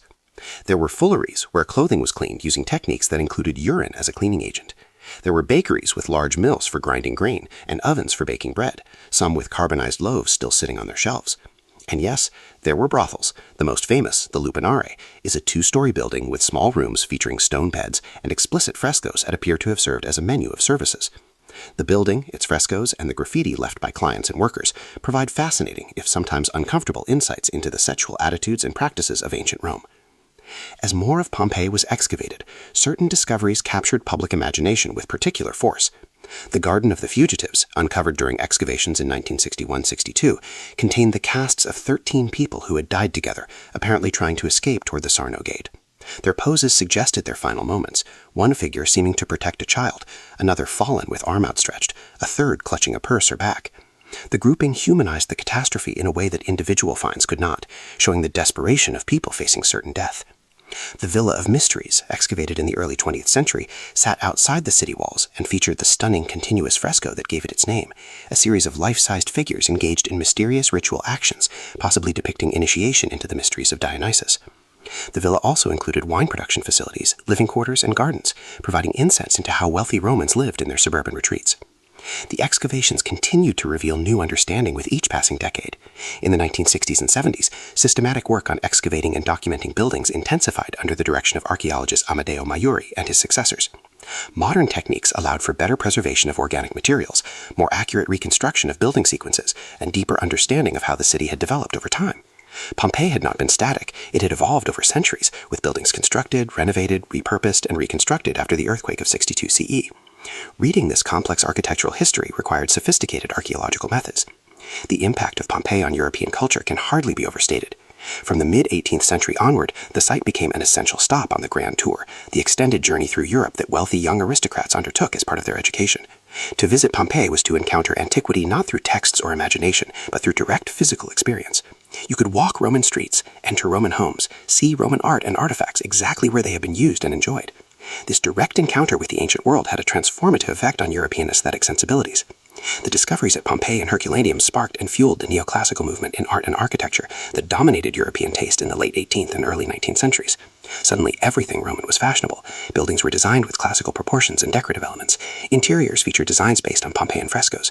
Pottery and furniture copied ancient models. Painters like Jean-Auguste Dominique Ingres and Jacques-Louis David drew inspiration from classical subjects and compositions. The architect Robert Adam in Britain developed an influential style heavily inspired by what he had seen at Pompeii. Wedgwood pottery created lines specifically inspired by Pompeian designs. The influence extended beyond visual arts into literature and philosophy. The Romantics were fascinated by Pompeii as a symbol of the sublime, the awesome, terrifying power of nature, and the transience of human achievement. Sir Walter Scott, Edward Bulwer Lytton with his popular novel The Last Days of Pompeii, Mark Twain, and countless other writers drew on Pompeii for inspiration and subject matter. Philosophers and historians used Pompeii as evidence in arguments about the character of ancient society and the nature of historical understanding. In the 20th century, Pompeii became a mass tourism destination. After World War II, as international travel became more accessible, visitor numbers soared. Today, Pompeii receives approximately 2.5 million visitors annually, making it one of the most visited archaeological sites in the world. This brings significant revenue, but also creates enormous conservation challenges. The very exposure that makes Pompeii accessible to study and tourism also subjects it to deterioration. Buildings that had been protected by their burial for 17 centuries began to deteriorate rapidly once exposed to air, rain, sun, and pollution. Frescoes fade, walls crack and crumble, structural elements weaken. The sheer volume of tourist foot traffic causes wear on floors and pathways. Inadequate funding and sometimes poor management have exacerbated these problems. In 2010, the House of the Gladiators, a building that had been excavated in the 19th century, suddenly collapsed, shocking the archaeological community and prompting international concern about the state of conservation at Pompeii. The collapse became a symbol of the challenges facing the site, too much excavated too quickly with insufficient resources for proper maintenance and preservation. In response, Italian authorities and the European Union launched the Great Pompeii Project, a major initiative to stabilize, restore, and better preserve the site. This program has had significant success, employing modern conservation techniques, improving drainage and structural support, and implementing better visitor management strategies. Excavation philosophy has evolved dramatically. Modern archaeologists recognize that excavation is inherently destructive. You can only excavate a site once, and that every excavation decision involves trade-offs. Current practice at Pompeii exercises conservation of what has already been exposed rather than uncovering new areas. When new excavations do occur, they are conducted with meticulous attention to stratigraphy, documentation, and preservation. Every object is photographed in situ, its exact location recorded using GPS and detailed mapping. Soil samples are analyzed for pollen, seeds, and other microscopic remains that provide information about diet and environment. Structural remains are stabilized as they are exposed. Organic materials are treated immediately to prevent deterioration. Digital technology has opened new possibilities. Laser scanning creates precise three-dimensional models of structures and artifacts. Ground-penetrating radar and other remote sensing techniques allow archaeologists to map what remains buried without excavation. CT scanning of plaster casts and mummified remains reveals internal details without damage. Digital databases make information accessible to researchers worldwide. Virtual reality reconstructions allow people to experience what pumping and buildings look like when they were intact and in use. Recent excavations have continued to reveal wonders. In 2018-2020, excavation of Regio 5, an area that had been partially investigated in the 19th century but never fully excavated, uncovered spectacular finds, including the House of the Faun with its intact upper floor, several well-preserved thermopolia with vivid frescoes and gozerries, and a chariot preserved in near-perfect condition in a villa's portico. These discoveries to yield after 250 years of excavation, Pompeii still has secrets to reveal. Scientific analysis of human remains from Pompeii has provided detailed information about the population's health, diet, and demographics. Studies of bones and teeth revealed that Pompeii suffered from various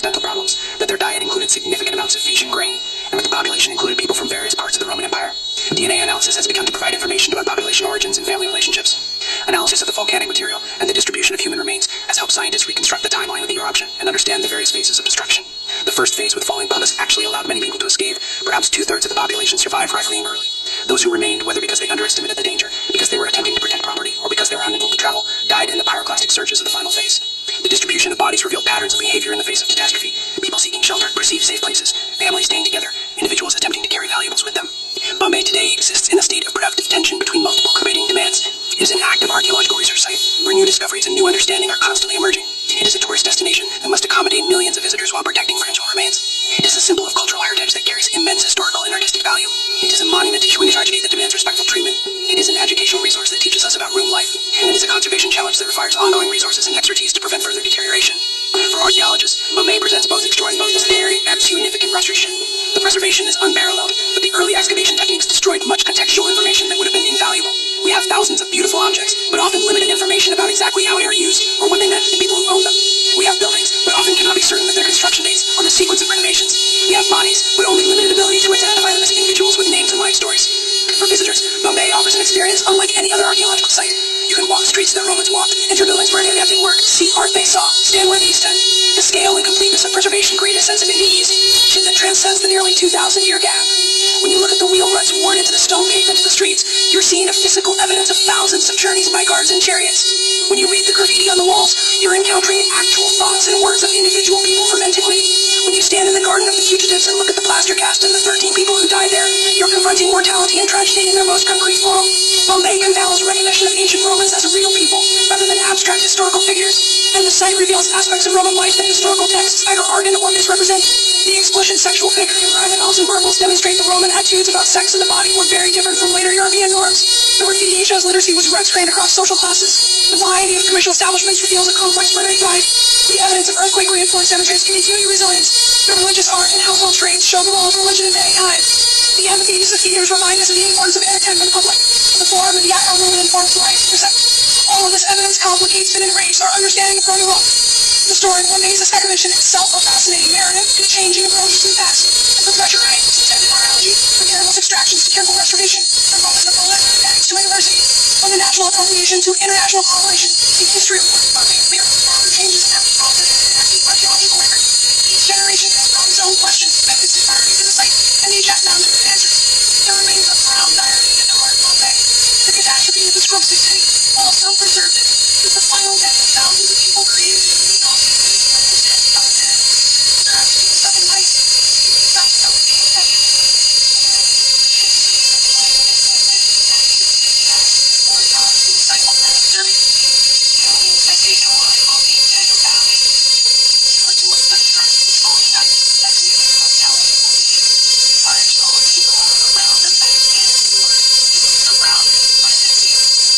Chapter 5. The Farmer's Army. Terracotta Warriors Awaken. The earth remembers everything. Beneath the surface of our ordinary world, the past sleeps in darkness, waiting for an accidental touch to awaken it. In March 1974, on the arid plains east of Mount Li in Shanxi Province, China, a group of farmers, desperate for water, would strike their shovels into soil and discover an army that had been standing at attention, silent and vigilant, for more than 2,000 years. The landscape around Xiyang village offered little mercy to those who tried to extract a living from it. The soil was thin, reluctant, yielding crops only through stubborn persistence and prayer.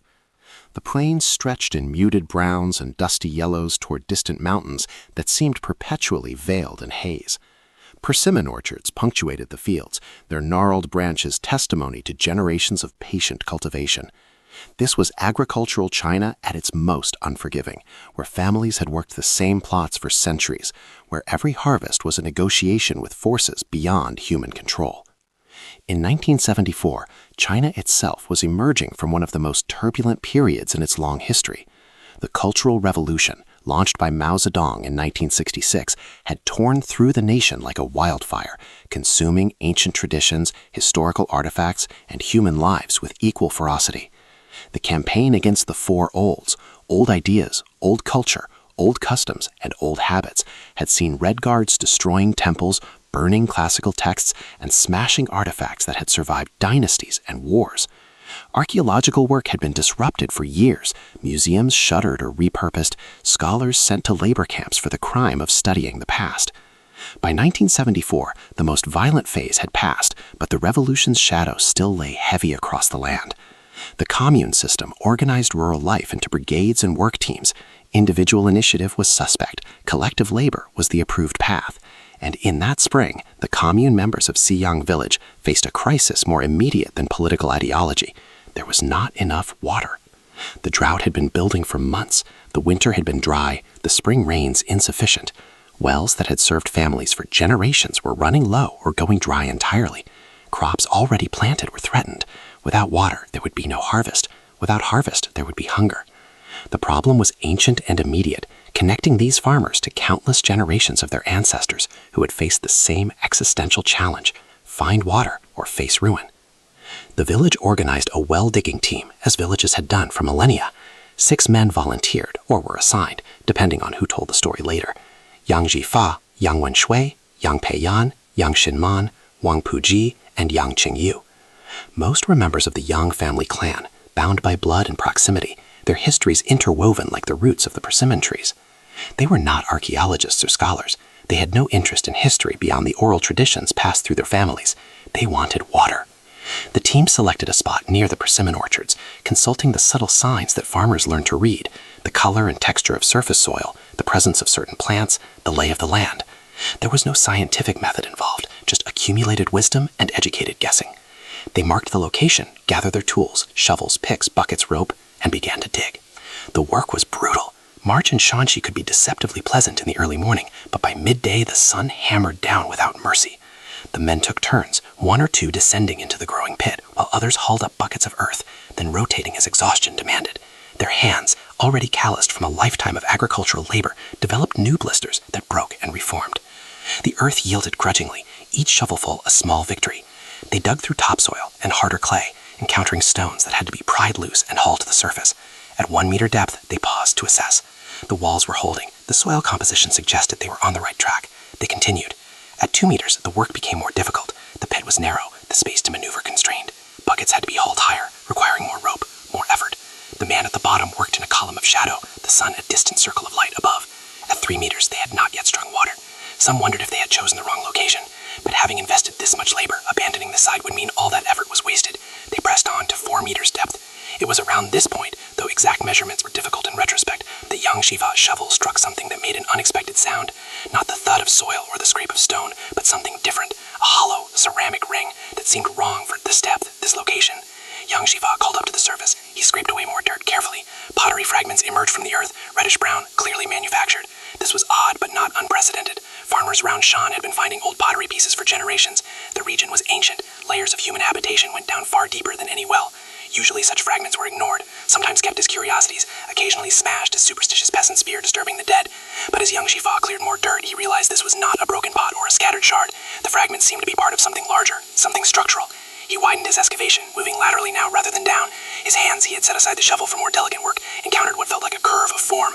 More clearing revealed what appeared to be a shoulder, then a neck, and then, emerging from the right earth like a swim strafing from deep water, a human head.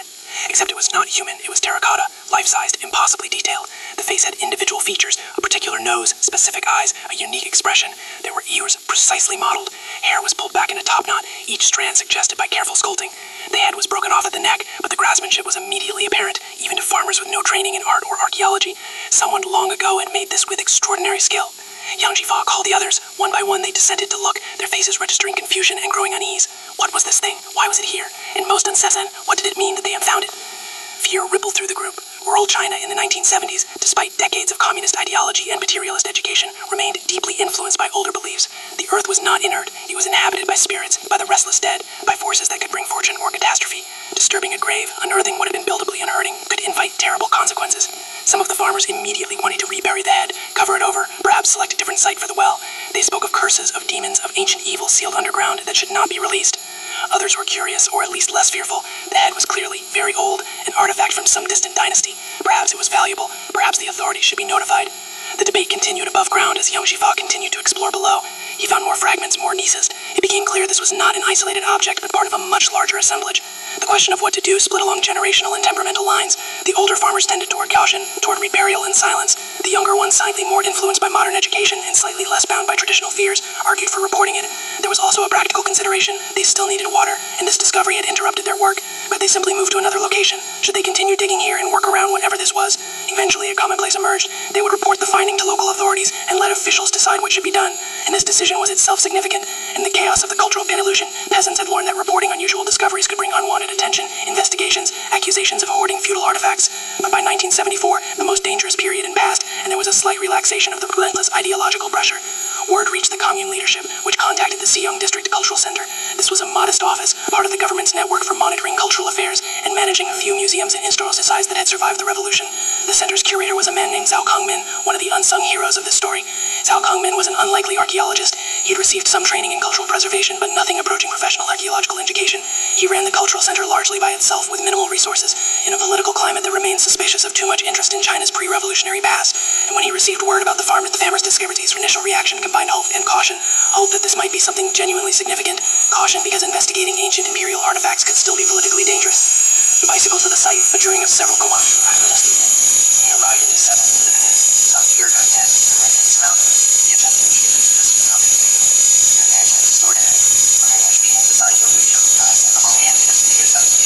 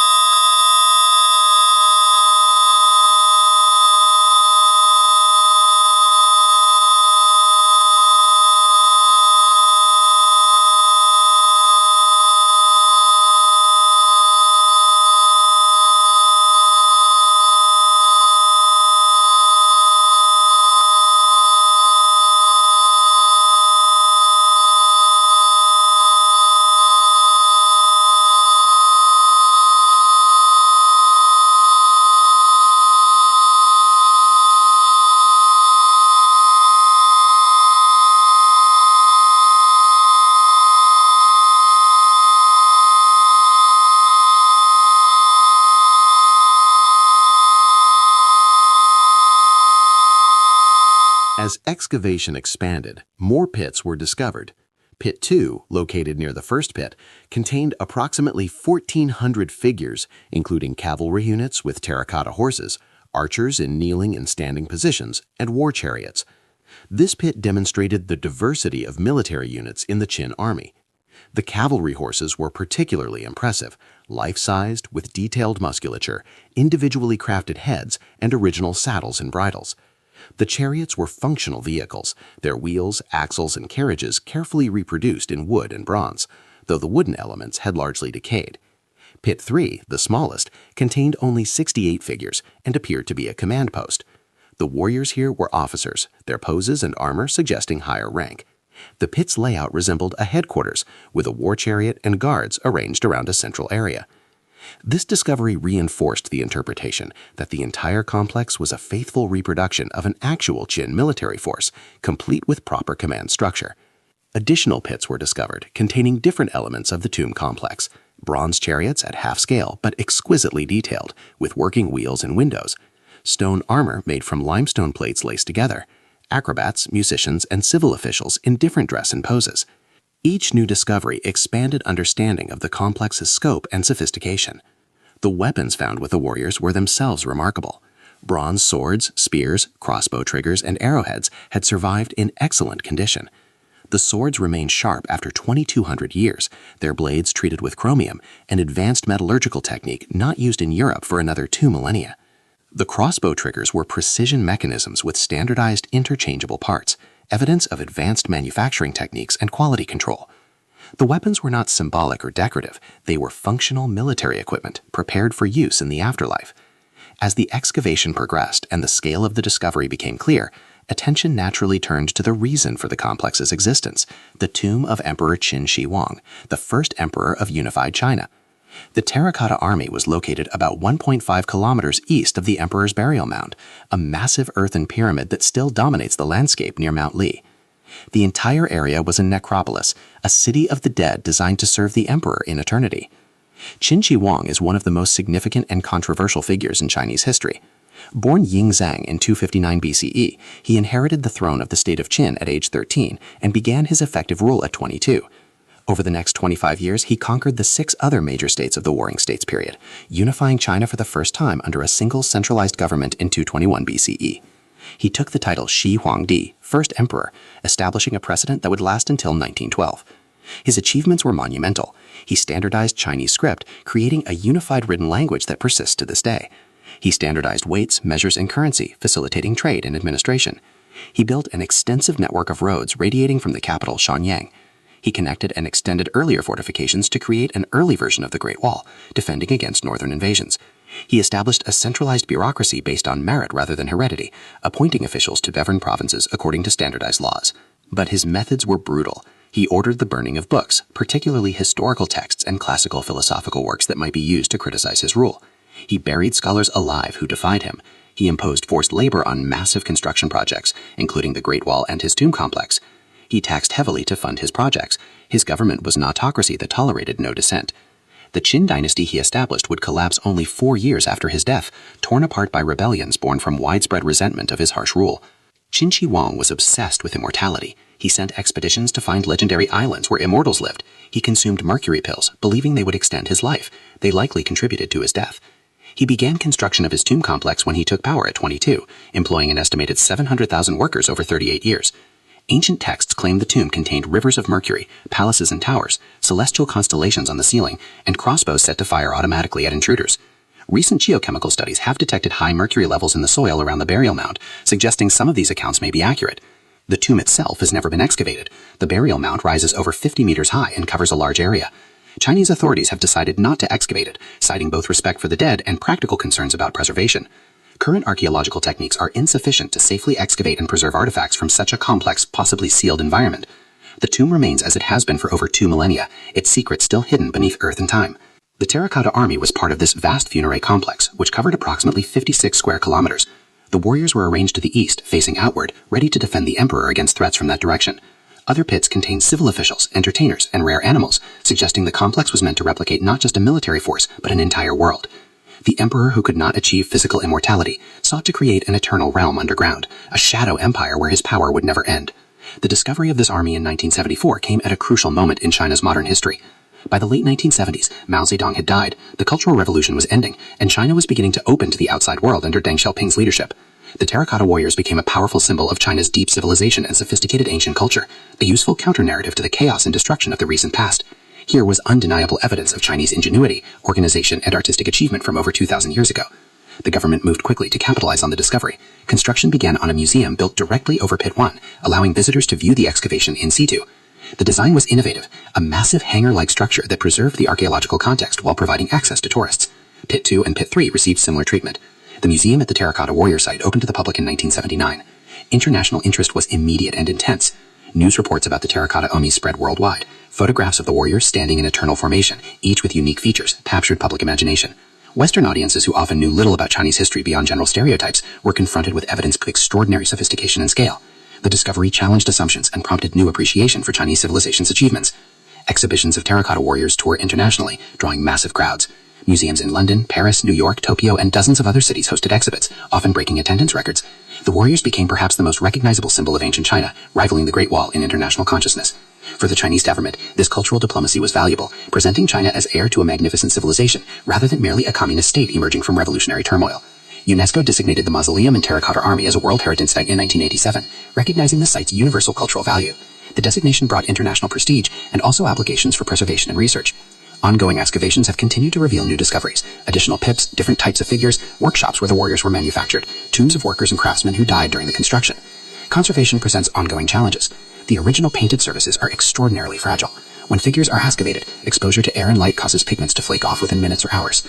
Archaeologists have developed new techniques to preserve colors, including applying preservative chemicals immediately upon exposure and controlling humidity and temperature carefully, but much of the original coloring has been lost. For this reason, large portions of the pits remain unexcavated.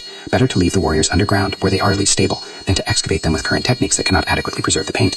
The underground chambers themselves were damaged in antiquity. Shortly after Qin Shi Huang's death, rebellion swept China. Historical texts record that the mausoleum complex was vandalized, possibly by Shang Yu, a rebel general who sacked the Qin Pantal in 26 BCE. Evidence suggests fires were set that caused the wooden roof supporting the pits to collapse. The falling timbers and earth crushed many of the terracotta figures, which is why archaeologists find them in fragments that must be painstakingly reassembled.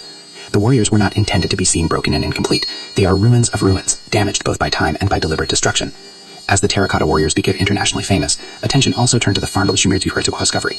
Their story became complicated, marked by questions of recognition and compensation. Yang Zhangfei, as the first to strike the pottery, became the most publicly recognized.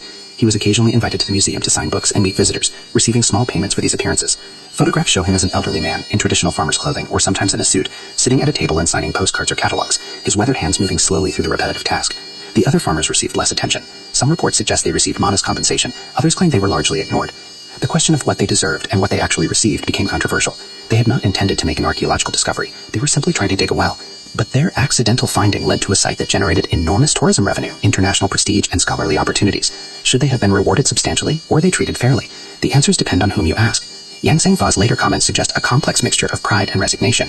He acknowledged the discovery's importance, but also noted that his life had not changed dramatically. He remained a farmer, his family still lived in the village, and the wealth generated by the site did not flow to him. Some accounts describe him as philosophical about this. Others suggest underlying bitterness. The truth is likely complicated, shifting over time and depending on circumstances. The broader question this raises concerns the relationship between historical artifacts and the modern people who discover or live near them. The terracotta warriors belonged to humanity, to Chinese culture, to the historical record, but they were found by specific individuals whose lives were disrupted by that discovery. The farmers did not own the warriors by law or logic, but their role was not insignificant. They made choices to keep digging, to report the finding, to cooperate with authorities. Different choices might have resulted in the army remaining hidden, or being damaged, or being reported later under different circumstances. This ethical dimension extends to the broader question of how archaeological discoveries are managed and interpreted. The terracotta warriors were created by forced labor, as part of the tomb complex for an autocratic emperor who ruled brutally. The workers who crafted them, who shaped the individual faces, who fired the clay, who painted the colors, were conscripted laborers, many of whom died during the decades of construction. Ancient texts suggest that workers who knew the tomb's secrets were sealed inside when the emperor was buried, to prevent them from revealing his location and contents. So the warriors represent both extraordinary artistic achievement and systematic exploitation. They demonstrate sophisticated organization and ruthless power. They are beautiful and terrible simultaneously. This duality is true of many great historical monuments, the pyramids of Egypt, the cathedrals of medieval Europe, the temples of Angkor Wat, built by forced or coerced labor for purposes of glorifying rulers and gods. The terracotta army forces us to confront this uncomfortable reality. Much of what we admire from the past was created through suffering. Yet the warriors have transcended their original purpose. Qin Shi Huang commissioned them to serve him in the afterlife, to maintain his power beyond death. That purpose failed. The Qin dynasty collapsed within years of his death, and his name became synonymous with tyranny as much as achievement. But the warriors themselves endured, and when they emerged from the earth after 2200 years, they served a completely different purpose, testifying to human creativity, to ancient craftsmanship, to the depth of Chinese civilization. They became objects of wonder rather than instruments of power. This transformation suggests something profound about art and time. The creators of the terracotta warriors were anonymous craftsmen, following imperial orders, producing what was demanded of them. They could not have imagined that their work would one day be displayed in museums, studied by scholars, admired by millions. The warriors have outlasted the empire that created them, the dynasty that commissioned them, even the memory of most of the individuals in their creation. They have achieved an immortality that their subject, despite all his power and obsession, could never attain. The philosophical conclusion becomes clear. The farmers seeking water to sustain life accidentally discovered an emperor's fantasy of eternal existence. The juxtaposition is almost too perfect. Peasants sticking for the most basic necessity of life, finding instead the grandest expression of imperial power. The living searching for water, finding the dead arranged in eternal guardianship. The poor and forgotten accidentally revealing the deliberately hidden legacy of the rich and powerful. Chapter 6. The Professor's Peak. Machu Picchu revealed. The canvas tent shuddered against the cold Andean wind, its fabric snapping rhythmically in the darkness before dawn. Inside, by the flickering light of a kerosene lantern, Hiram Bingham III bent over a worn map spread across a folding camp table, his breath visible in the frigid mountain air. The map showed the tortuous valleys northwest of Cusco, the Urubamba River snaking through impossible terrain, and vast blank spaces marked only with speculation and indigenous place names that even his guides could barely pronounce. Somewhere in these blanks lay Vilcabamba, the lost city, the final refuge of the Inca Empire, the place where Manco Inca and his successors had held out against Spanish conquest for decades after the fall of Cusco. Bingham was 35 years old that July of 1911, a lecturer in South American history at Yale University, son of a prominent Hawaiian missionary family, grandson of one of the first missionaries to the Hawaiian Islands, and husband to an heiress of the Tiffany fortune. He possessed the peculiar combination of academic credentials, social connections, physical vigor, and personal ambition that characterized a certain type of early 20th century American man, the gentleman scholar adventurer who moved comfortably between university lecture halls and remote wilderness camps, who could secure funding from both Yale and the National Geographic Society, who saw the world as a place of mysteries waiting to be solved by men with sufficient determination and proper breeding. The expedition he led that season included Peruvian military escorts, local guides whose knowledge of the terrain far exceeded anything on Bingham's maps, porters who carried equipment up trails that would challenge laden mules, and several fellow scholars whose expertise complemented his own. They had been traveling for weeks through the steep valleys of the Urubamba drainage, following rumors and fragmentary historical documents that suggested the location of Vilcabamba, that ultimate symbol of Inca resistance, the city the Spanish conquistadors had searched for but never found, where the last independent Inca rulers had maintained their court until 1572.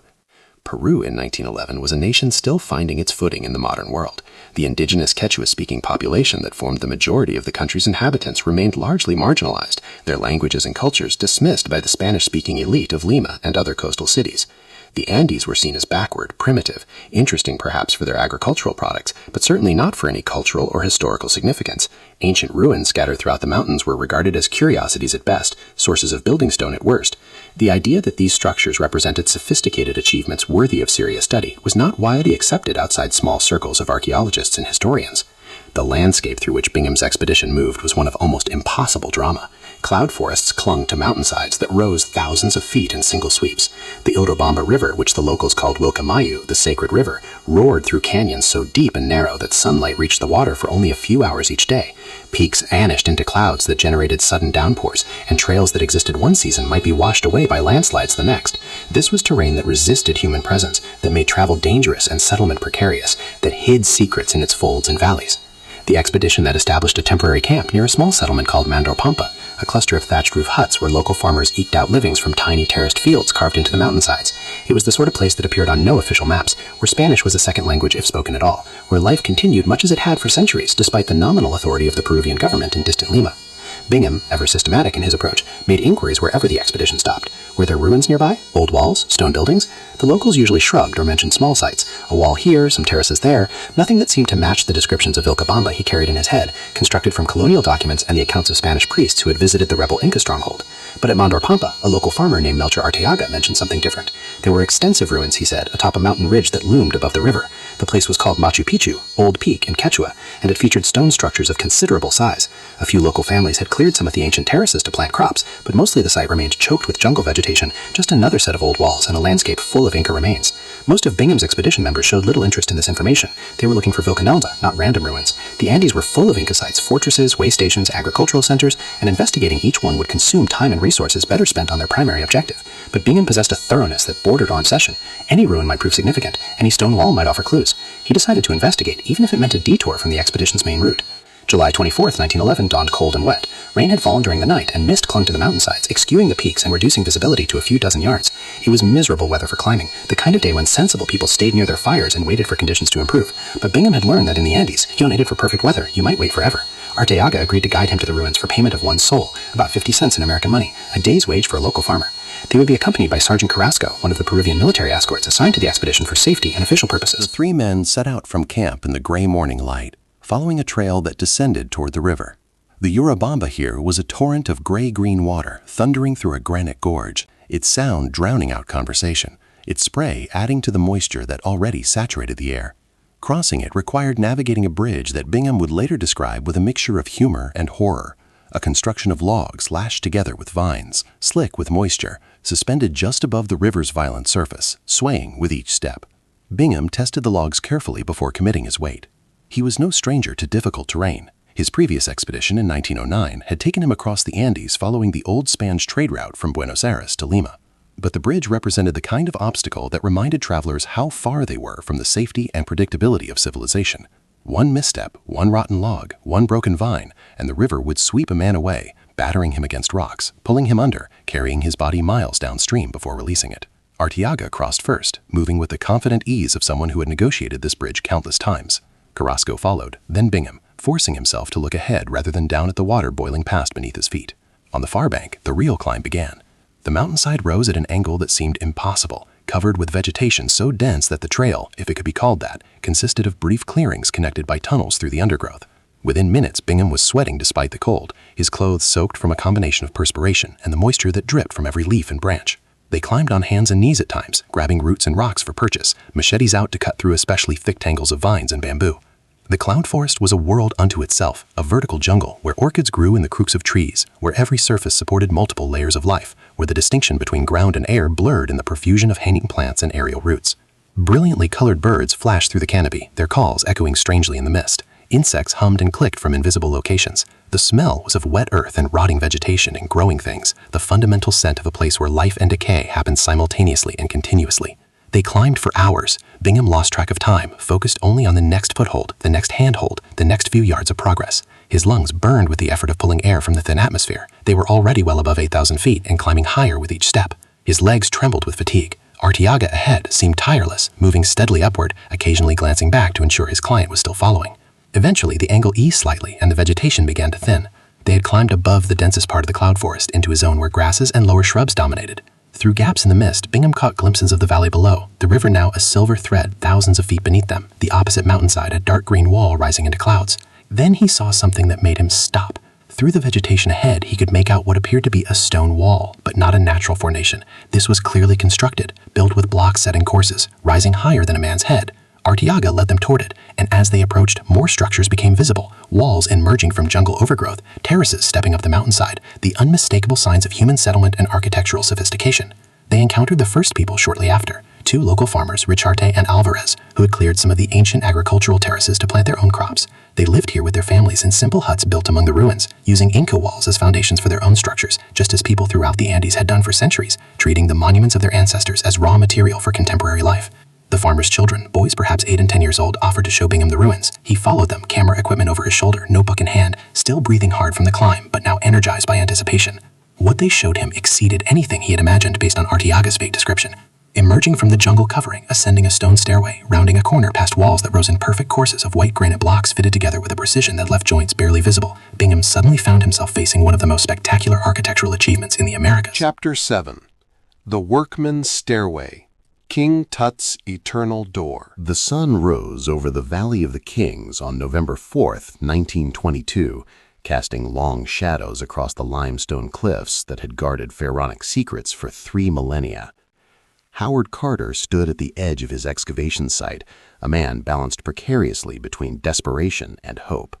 The morning air carried the familiar scent of ancient dust and modern disappointment, a combination he had learned to breathe like oxygen over 6 grueling seasons of searching.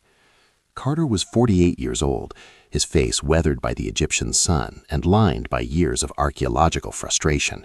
He had devoted his entire adult life to Egyptology, starting as a teenage artist copying tomb paintings, gradually ascending to become one of the most meticulous excavators working in Egypt.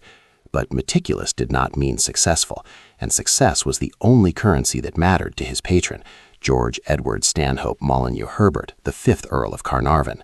Lord Carnarvon's patience, like his considerable fortune, had limits. Those limits had been reached. The two men had met in 1907, brought together by Gaston Maspero, then Director General of the Egyptian Antiquities Service. Carnarvon, a wealthy aristocrat who had come to Egypt for his health after a serious automobile accident, wanted a hobby that combined his love of collecting with the warm Egyptian climate. Carter needed funding. It seemed a perfect arrangement. For 15 years they had worked together, making respectable but not spectacular discoveries. In 1914, they obtained the concession to excavate in the Valley of the Kings, taking over from the American lawyer Theodore Davis, who had declared with absolute certainty that the valley was exhausted of significant finds. Davis's pronouncement haunted Carter. Most Egyptologists agreed with the assessment. The Valley of the Kings had been picked over for centuries, first by ancient tomb robbers, then by early archaeologists whose methods often resembled looting more than science, and finally by systematic excavators like Davis himself. The narrow valley, a remote wadi in the Theban hills across the Nile from Luxor, contained more than 60 known tombs. Most had been found empty or thoroughly ransacked. The great pharaohs, Seti I, Ramses II, Thutmose III, their tombs had yielded architectural wonders and valuable inscriptions, but their treasures had vanished into antiquities' black market thousands of years ago. Yet Carter believed something remained. Not just believed, he was certain, with the kind of certainty that can either validate a career or destroy it. His conviction centered on one name, Tutankhamun. This obscure pharaoh of the 18th dynasty had ruled Egypt for only 9 years, dying around 1323 BCE at approximately 18 years of age. He was a minor king, historically insignificant, known primarily for reversing the religious revolution of his probable father, the heretic pharaoh Akhenaten, who had briefly replaced Egypt's traditional polytheism with worship of a single deity, the sun disk Aten. Various clues suggested Tutankhamun's tomb lay somewhere in the valley. Davis himself had found several items bearing the young pharaoh's name, faience cups, pieces of gold foil, linen fragments, but had failed to recognize their significance, believing he had found the actual tomb in a small chamber designated KV-58. Carter thought otherwise. Those artifacts suggested the tomb was nearby, waiting. The problem was location. The Valley of the Kings is not large, only about 2 kilometers long, but it is geologically complex, filled with natural caves, artificial tombs, workers' huts, ancient debris, and later constructions built atop older sites. Carter's methodology was systematic to the point of obsession. He had divided a triangular section of the valley into a grid, planning to excavate the entire area down to bedrock. It was the only way to be certain, but it was also extraordinarily expensive and time-consuming. They had to remove not just sand, but also the rubble from previous excavations, including ancient workers' huts built near the entrance to the tomb of Ramses VI, a more prominent pharaoh of the 20th dynasty. Those workers' huts presented a dilemma. Removing them would disrupt access to Ramses VI's tomb, which was a popular destination for tourists whose admission fees provided income to the Egyptian government. Carter had avoided excavating directly beneath them, hoping to find what he sought elsewhere. By November 1922, he had searched everywhere else. The huts represented his last hope, and Lord Carnarvon had made it clear this was the final season. If Carter found nothing this year, the funding would cease, and the concession would likely pass to another archaeologist. Carter's team reflected the colonial dynamics of 1920s Egypt. He was the British director, educated, credentialed, connected to wealthy patrons and European museums. His foreman, Ahmed Gergar, was Egyptian, experienced and essential, the man who actually managed the dozens of local workers, who understood the rhythms and relationships of the excavation crew, who could tell from a worker's posture whether they had found something significant or merely wanted a break. The workers themselves were fellahin, rural Egyptians from nearby villages, paid modest wages to haul countless baskets of rubble under the brutal sun. Egypt in 1922 existed in political limbo. Officially, it was independent as of February 28, 1922, when Britain had unilaterally declared an end to its protectorate. In practice, British colonial influence remained pervasive, particularly in archaeology. European museums, the British Museum, the Louvre, the Berlin museums, displayed vast collections of Egyptian artifacts extracted during the colonial period. The Egyptian Museum in Cairo, established in 1902, represented a growing nationalist sentiment that Egypt's heritage should remain in Egypt. Archaeological excavations existed at this tension's epicenter. Every foreign expedition operated under Egyptian government supervision, but the Antiquities Service itself was still run by French Egyptologists under Ottoman-era agreements. Carter understood these dynamics, but, like many archaeologists of his generation, viewed them primarily as bureaucratic obstacles to scientific work. His focus remained laser-fixed on Tutankhamun. Where was the tomb? It had to be here, in this section of the valley. He had eliminated every other possibility. On November 1st, 1922, Carter's crew began excavating beneath the ancient workers' huts near Ramses VI tomb. They worked carefully, documenting the huts before dismantling them. Carter, for all his single-minded determination, was a meticulous archaeologist who understood the importance of context. By November 3rd, they had removed the huts and begun digging into the rubble and sand beneath. November 4 dawned like any other workday. Carter arrived at the site in early morning, as was his custom. The crew was already at work, a coordinated operation of digging, basket filling, and debris removal. The valley in early November is pleasant.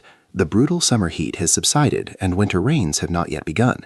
It is the perfect season for excavation, which is why archaeologists schedule their work for these months. Among the workers was a young water boy.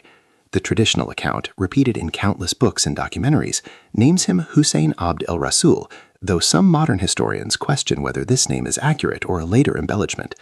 The boy's job was simple but essential: bring water from the nearest source and keep it cool for the workers. The Valley of the Kings has no natural water source. Everything must be carried in. To keep the water cool, the boy employed an ancient technique. He planted his large pottery water jars in the sand, burying them part way to insulate them from the heat. This morning he chose a spot that seemed like any other, a slight depression in the sand near the excavation. As he pushed the first jar into the sand, it struck something solid. Not rock. Rock would have made a dull thud. This was different. The jar met resistance that felt engineered, purposeful. The boy brushed away sand, exposing not natural stone but cut limestone, a flat surface that did not belong to the valley's irregular geology. He called to the nearest workers. They came, looked, and began carefully clearing more sand. The cut stone revealed itself as the top of a step descending into the ground. Word spread through the crew with electric speed. Ahmed Garagar was summoned. He examined the step, then immediately sent a runner to fetch Carter. Carter's house was not far. He had rented a modest residence within walking distance of the valley. The runner found him, likely taking breakfast or reviewing yesterday's notes. The message was simple: "Come immediately. We have found something." Carter arrived at the site within minutes. Later, he would describe his emotions in that walk across the valley.